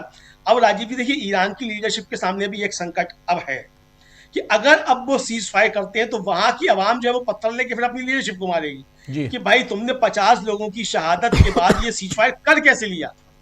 तो राजीव जी, सीज फायर तो नहीं होना है, जो ईरान कह रहा है बात तो वही होनी है, यानी युद्ध खत्म होना है, लेकिन वो कब खत्म होगा और कैसे होगा बस इसका रास्ता निकाला जाना है। तो सीज फायर तो नहीं होगा। तो इसलिए राजीव जी मुझे लगता है कि संकेत खतरनाक हो भी सकते हैं, और ये भी हो सकता है कि ट्रंप साहब निकलने का रास्ता ढूंढ रहे हो, क्योंकि अगर वो 48 घंटे पूरे हो जाते हो, जैसा कि साफ तौर पर कह दिया जो वहां की IRGC है उसने कि ट्रंप साहब आप जरा संभल के रहिएगा, और फारसी में पहले उसने जारी किया एक वक्तव्य कि हम आपके सारे जो ऊर्जा फैसिलिटीज हैं उनको तबाह करेंगे, आपके बेसिस को तबाह करेंगे। पड़ोसी देशों से कहा कि आप इनके जो नेवी के जो सैन्य अड्डे हैं उनको जो आप सप्लाई दे रहे हैं वो सप्लाई बंद कीजिए, वरना जहां से सप्लाई आ रही है वो आपके जो बिजली परमाणु संयंत्र हम उनको ध्वस्त कर देंगे। और इसके बाद फिर ये कहा उसने अंग्रेजी में, फिर कहा उनके प्रवक्ता ने, अभी तक सारा फारसी में ही होता था, कि इस बात पर ध्यान देने के लिए धन्यवाद ट्रंप साहब, आप इस बात से शायद ज्यादा परिचित होंगे। क्योंकि ट्रंप साहब जो अपने हर सोशल पर लिखते हैं उसके बाद लिखते हैं ना कि इस पर ध्यान देने के लिए आपका धन्यवाद राष्ट्रपति डोनाल्ड जे ट्रंप। तो ये कहा, तो यानी इसके बाद ट्रंप साहब को एक चीज तो समझ में आ रही है कि ईरान ना तो झुकेगा और ना टूटेगा, आखिरी दम तक लड़ेगा। एक भी ईरानी अगर बचेगा तो वो राजीव जी चाहे उसके हथियार सब खत्म हो जाए, पत्थर लेकर भी लड़ेगा।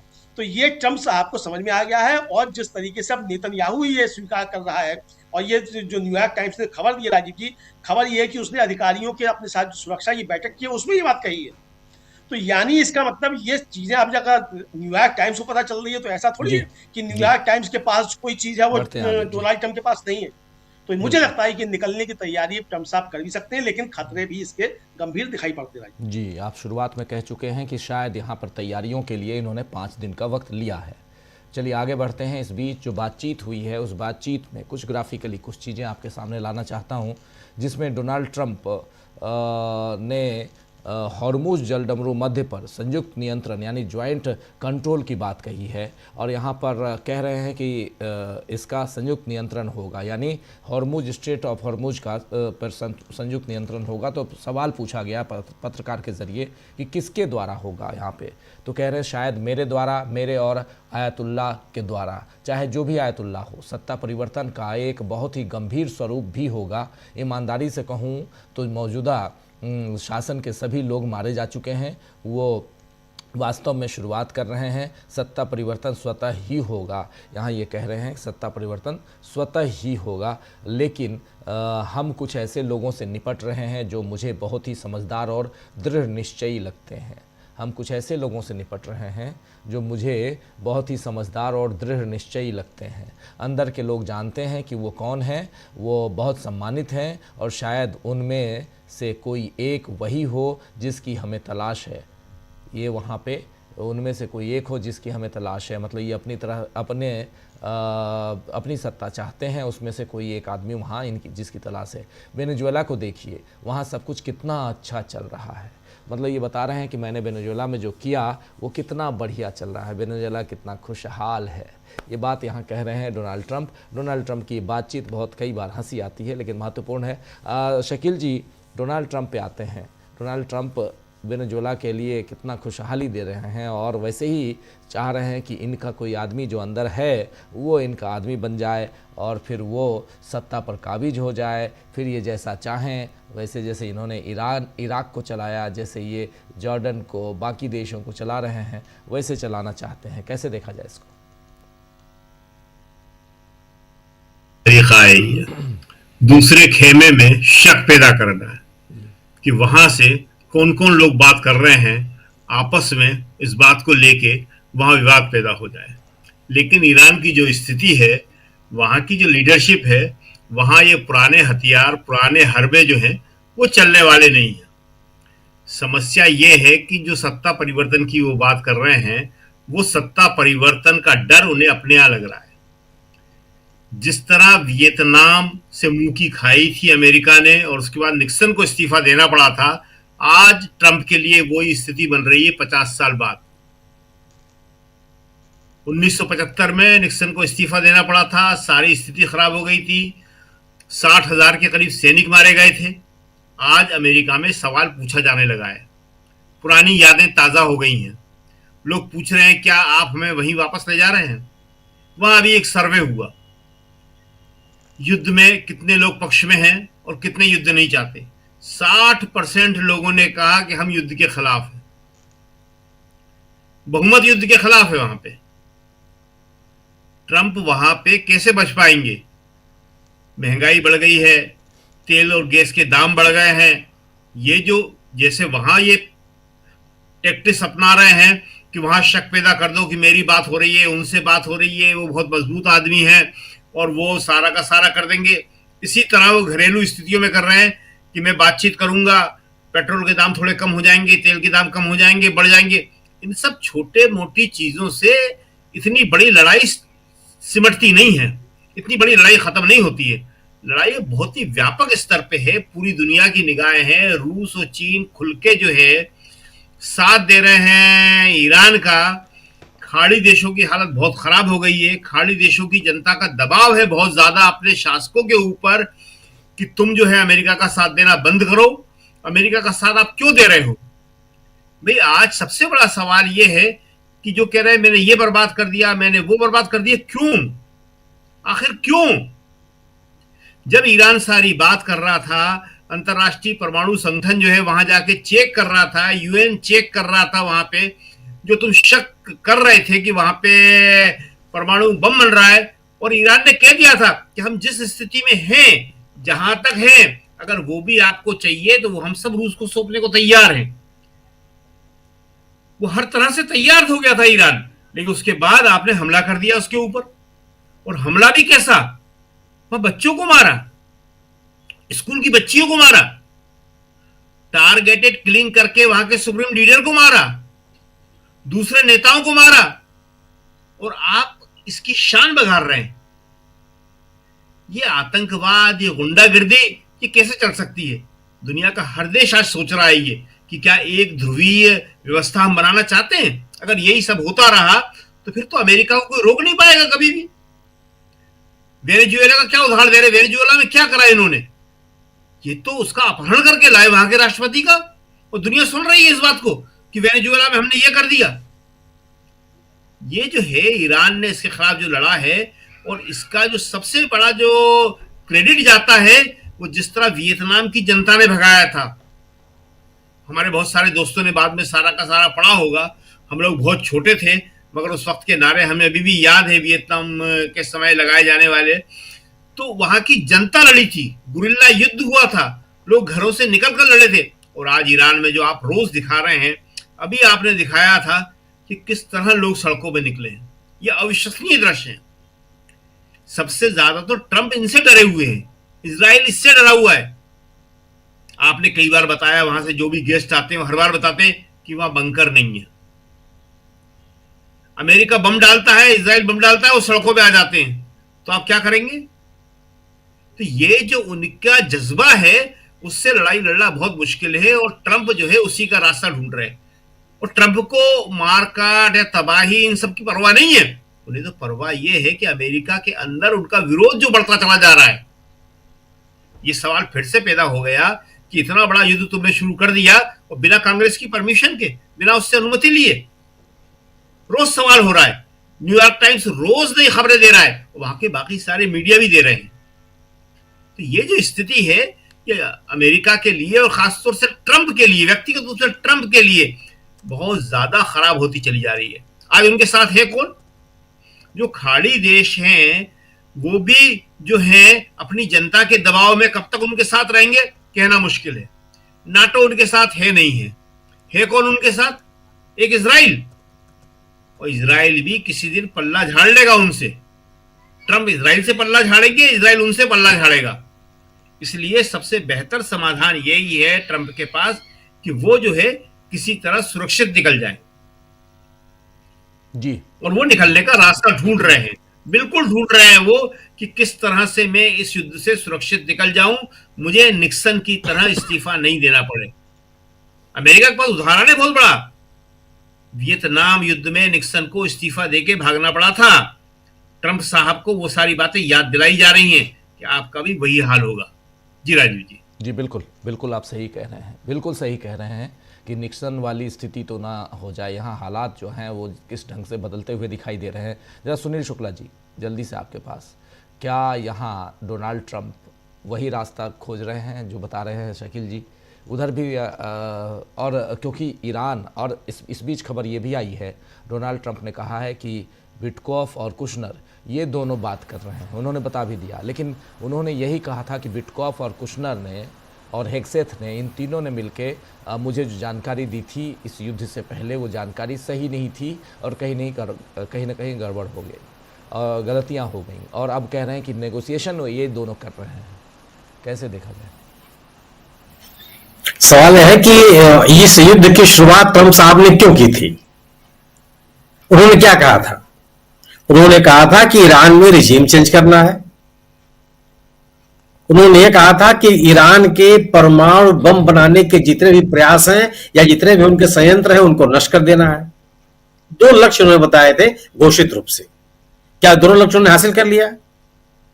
इनका यह कहना अभी बयान में कि इनके जो दो मंत्री बात कर रहे हैं, किससे बात कर रहे हैं, यह निर्णय कौन लेगा? उनका कहना यह है कि सर्वोच्च नेता से बात हुई है, लेकिन जो खमनेई साहब के उत्तराधिकारी हैं उनसे बात नहीं हुई है। तो फिर कौन सबसे ज्यादा सम्मानित नेता कौन है जिसकी बात कर रहे हैं ट्रंप साहब? यह केवल और केवल एक माहौल बनाने की कोशिश नहीं है तो और क्या है? अगर जिन उद्देश्यों के लिए आपने इस युद्ध की शुरुआत की थी वह उद्देश्य के नजदीक तक आप नहीं पहुंच पाए हैं, और आप युद्ध विराम की बात करने लगे हैं। तो इस युद्ध से निकलने की कोशिश नहीं है तो और क्या है? आपके साथ घोषित रूप से जिस देश पर आपने हमला किया उस देश का नेता, कोई भी नेता वार्ता के टेबल पर बैठने के लिए तैयार नहीं है और आप एक तरफा बयान दिए जा रहे हैं। तो युद्ध से यह भागने की कोशिश नहीं है तो और क्या है? आप यह कह रहे हैं कि कोई भी हो, जिससे भी हो, हम जो एक सर्वाधिक सम्माननीय नेता है उसे हम वार्ता कर रहे हैं। वो नेता कौन है उसका नाम ही बताने की स्थिति में आप नहीं है। और अगर आप नाम बताने की स्थिति में नहीं है तो यह युद्ध से भागना नहीं है तो और क्या है? आपने ये कहा था कि अगर स्ट्रेट ऑफ हॉर्मुज को नहीं खोला गया तो जो ईरान के पावर प्लांट्स हैं उनको आप दुनिया से मिटा देंगे। एक भी आप पावर प्लांट से नहीं मिटा पाए। आपने ये कहा था कि स्ट्रेट ऑफ हॉर्मुज को खुलवाने के लिए आपके सैनिक तैनात किए जाएंगे और मैंने 2 युद्धपोत भेज दिए हुए हैं। क्या स्ट्रेट ऑफ हॉर्मुज खुल गया? नहीं खुला। आज भी ईरान के शर्तों के अनुसार ही वहां के जो मालवाहक पोत है उसी के अनुसार निकल सकते हैं। जिनको जाने देगा वो जाएंगे, जिसको नहीं जाने देगा नहीं जाएंगे। और अगर ये हालात अभी भी बने हुए हैं तो युद्ध से भागना नहीं है तो क्या है? और जो बातें ट्रंप साहब कह रहे हैं, क्या ईरान के बारे में वो संभव है? क्या सर्वोच्च नेता जो मुस्तफा खामेनी है उनकी सहमति के बगैर ईरान में युद्ध बंद हो सकता है? नहीं बंद हो सकता। ईरान का कोई भी नेता यह कह रहा है कि हाँ हमारे यहां बातचीत हो गई है और हम युद्ध विराम कर रहे हैं, किसी ने इस तरह का बयान नहीं दिया। एकदम ट्रंप साहब का बयान गलत है। अगर स्थिति है, अगर आप ये कह रहे हैं कि ये भी कह रहे हैं कि सुप्रीम नेता से कोई बातचीत नहीं हुई, तो किससे बात हुई है? कौन निर्णय ले लेगा?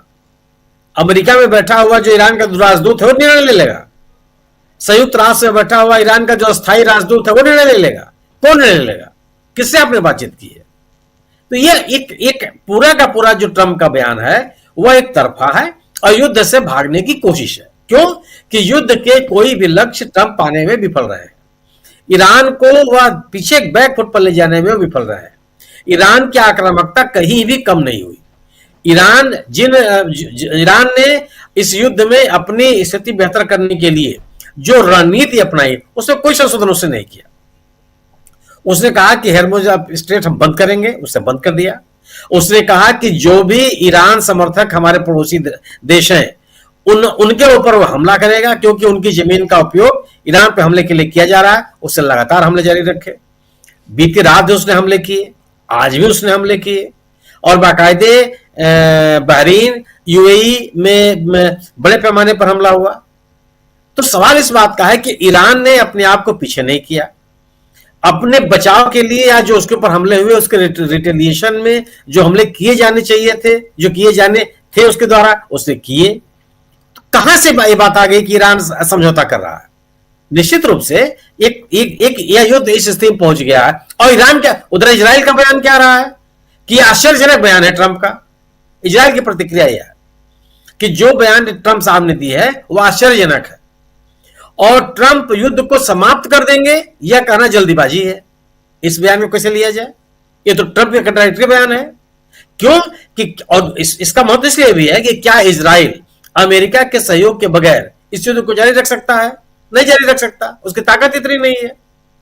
वो जो भी युद्ध लड़ा है, चाहे 1973 की लड़ाई लड़ा हो और चाहे पिछले साल का ईरान के साथ लड़ाई लड़ा हो, उसमें हमेशा अमेरिका उसके साथ रहा।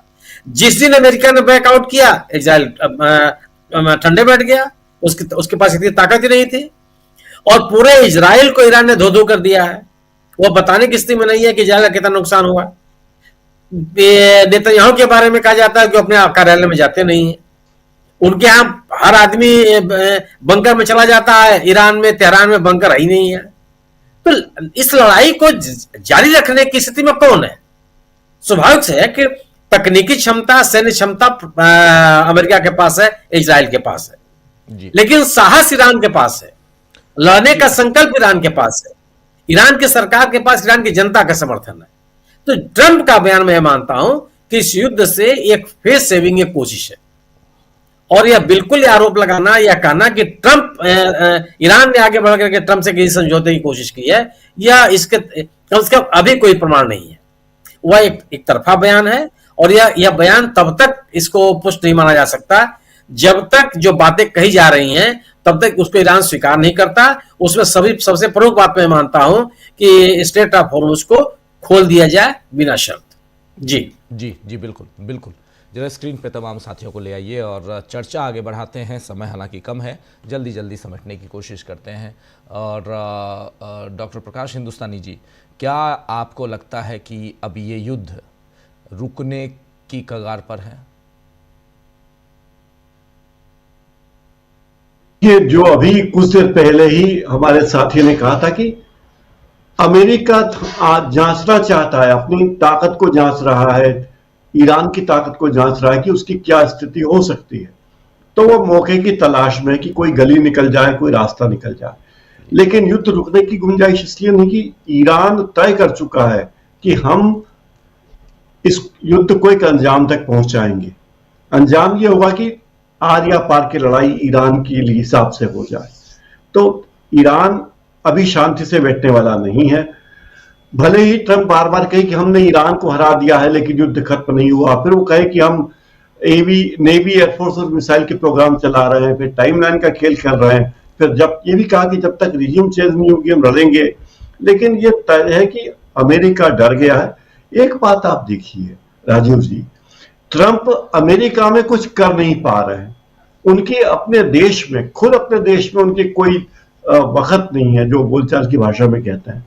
उनकी बात कोई सुनता नहीं है। वहां के इंटरनल सिक्योरिटी वाले उच्चाधिकारी इस्तीफा दे चुके हैं, सर्वोच्च व्यक्ति, बहुत सारे लोग नाराज हैं, वहां उनकी बात चलते नहीं है। तो दुनिया भर में वो अपना भौकाल बनाने की कोशिश करते हैं। उन्हें लगता है कि मैं मेक अमेरिका ग्रेट अगेन के नारा लगा के कुछ ऐसा कुछ कर जाऊं कि मैं अमेरिका में अमर हो जाऊं, जो होने वाला नहीं।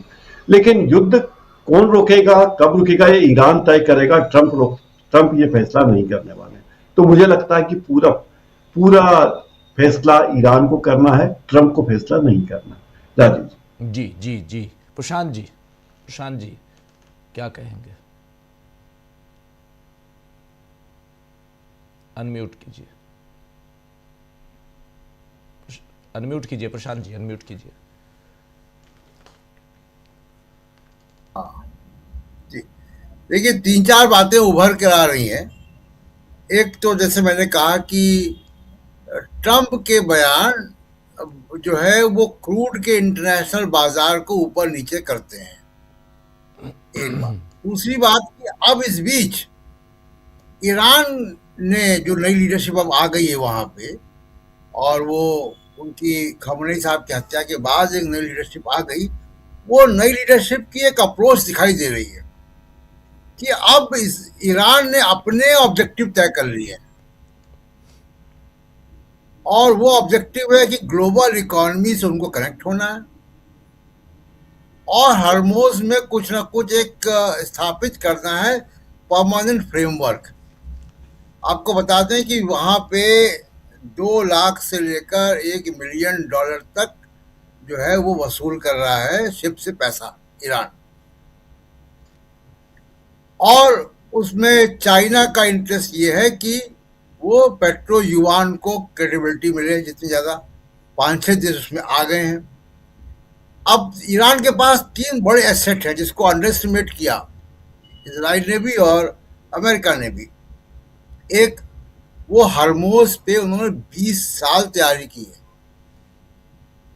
20 साल उन्होंने हरमोज पे तैयारी की है, उसका मिलिटराइजेशन किया है। वहाँ पे मिसाइल लॉन्चर्स हैं, वहाँ पे रडार्स हैं, वहाँ की अपनी एक सिस्टम है, वहाँ पे बोट्स हैं, वहाँ पे फ्रिगेट्स हैं, और वहाँ माइनिंग है, समुद्र की माइन है। तो वो उसको कंट्रोल करता है हरमोज को, जिसको चाहता है वही शिप निकल पाता है।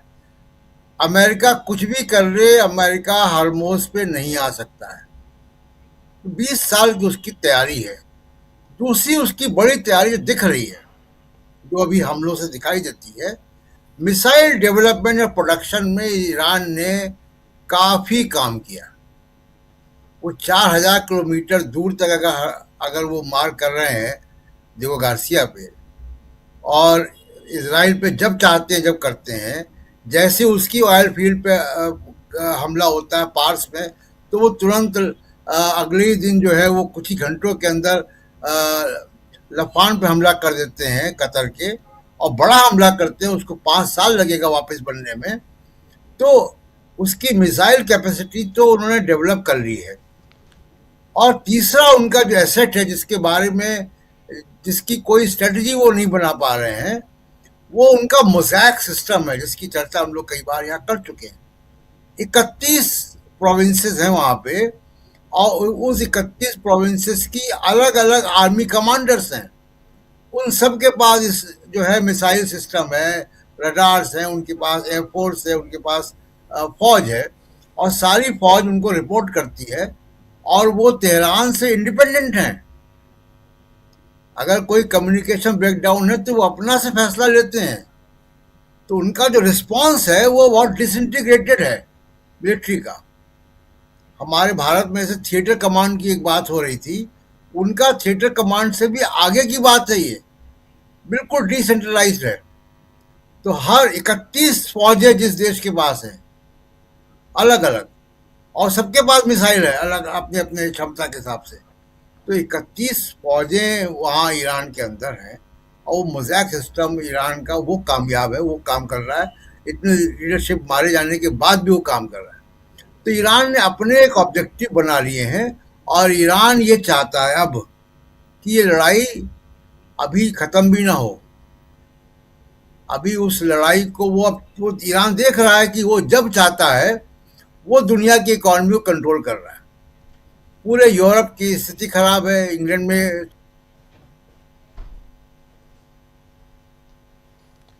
प्रशांत जी स्टिल हो गए, फ्रिज हो गए हैं प्रशांत जी, ये दिख रहा है। लेकिन जो बातें प्रशांत जी जो प्रशांत जी कह रहे थे बहुत महत्वपूर्ण। एक छोटा सा कमेंट चाहूँगा अमलेंदु जी, क्लोजिंग कमेंट, तो चर्चा को ख़त्म करते हैं। क्या यहाँ से आप इस जंग को ख़त्म होते हुए देखते हैं अमलेंदु जी? राजीव जी, जंग अभी खत्म होने का तो सवाल नहीं है। प्रशांत जी भी इसी नोट पर जा रहे थे कि जंग अभी खत्म नहीं होगी, और अब वो ईरान चाहता है कि जंग खत्म नहीं हो। जंग खत्म राजीव जी तभी होगी जब ईरान चाहेगा अपनी शर्तों पर, वो शर्तें माननी पड़ेंगी ट्रम्प साहब को। वरना मुझे लगता है कि ट्रम्प साहब अगर ज्यादा रिस्क लेने की तैयारी कर रहे हैं तो और ज्यादा नाक कटाकर लौटेंगे, और उनके सामने निक्सन से ज्यादा गंभीर परिस्थितियां पैदा हो सकती हैं। अब अगर ट्रम्प साहब ये सोच चुके हैं कि किसी आइसलैंड पे जाकर समय बिताएंगे, अपना बुढ़ापा बिताएंगे और अमेरिका छोड़ने का तैयारी कर चुके हैं, तो हो सकता है, लेकिन खतरे बहुत ज्यादा ट्रम्प साहब के सामने भी हैं। मुझे लगता है कि जंग अभी जारी रहे। बिल्कुल। प्रशांत जी अपनी बात पूरी कीजिए। प्रशांत जी। जी, तो मैं यही कह रहा था कि ईरान ने अपने ऑब्जेक्टिव बना लिए हैं, और वो ऑब्जेक्टिव बड़े साफ हैं कि उनको ग्लोबल इकोनॉमी से कनेक्ट होना है। 45 साल उनके ऊपर सैंक्शन रहा, उसको अपने ऑयल का ट्रेड करना, अपनी इकोनॉमी को ठीक करना, और ग्लोबल इकोनॉमी से कनेक्ट होना है।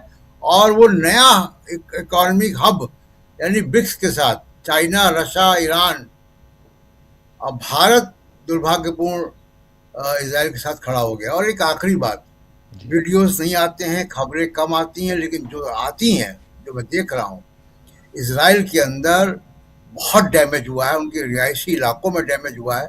जो उनकी क्लस्टर मिसाइल्स हैं उन्होंने कहर ढाया ईरान में, अपार्टमेंट उड़ गए हैं। जो बाहर से छन के वीडियोस आ रहे हैं वो देख रहा हूँ कि बहुत बुरा हाल है ईरान कह रहा हूँ, इजराइल का। तो इजराइल के अंदर बहुत ज़्यादा डैमेज हुआ है, उसका भी एक प्रभाव जो है वो ट्रम्प के बयानों पर दिखाई दे रहा है। जी बिल्कुल बिल्कुल। बहुत बहुत शुक्रिया प्रशांत जी, बहुत शुक्रिया डॉक्टर प्रकाश हिंदुस्तानी जी, शकील जी, सुनील जी और अमलेंदु जी, आप सबका बहुत बहुत शुक्रिया। साथ में जुड़े थे प्रोफेसर अखिल स्वामी जी, और उधर ईरान से जुड़ नहीं पाए, कोशिश हमारी थी लेकिन जुड़ नहीं पाए मेहदी साहब, आप सबका बहुत बहुत शुक्रिया। आप तमाम दोस्तों, आप सबका भी शुक्रिया अदा करता हूँ। और राजेंद्र बंसोड़े जी हमारे साथ हैं, और बख्तावर साहब हैं, जमील कुदी साहब हमारे साथ बने हुए हैं, जमकुदी, और शुएब अंसारी साहब, नरसिंह कुंदलवाल साहब। इस चर्चा को यहीं समाप्त करने की, पंकज जी भी हमारे साथ जुड़े हुए हैं, यहीं समाप्त करने की इजाज़त चाहता हूं। कल शाम 7 बजे फिर मुलाकात होगी कुछ ऐसी खबरों के साथ, कुछ ऐसे ही पैनलिस्ट दोस्तों के साथ, और आप सबका हमेशा की तरह इंतज़ार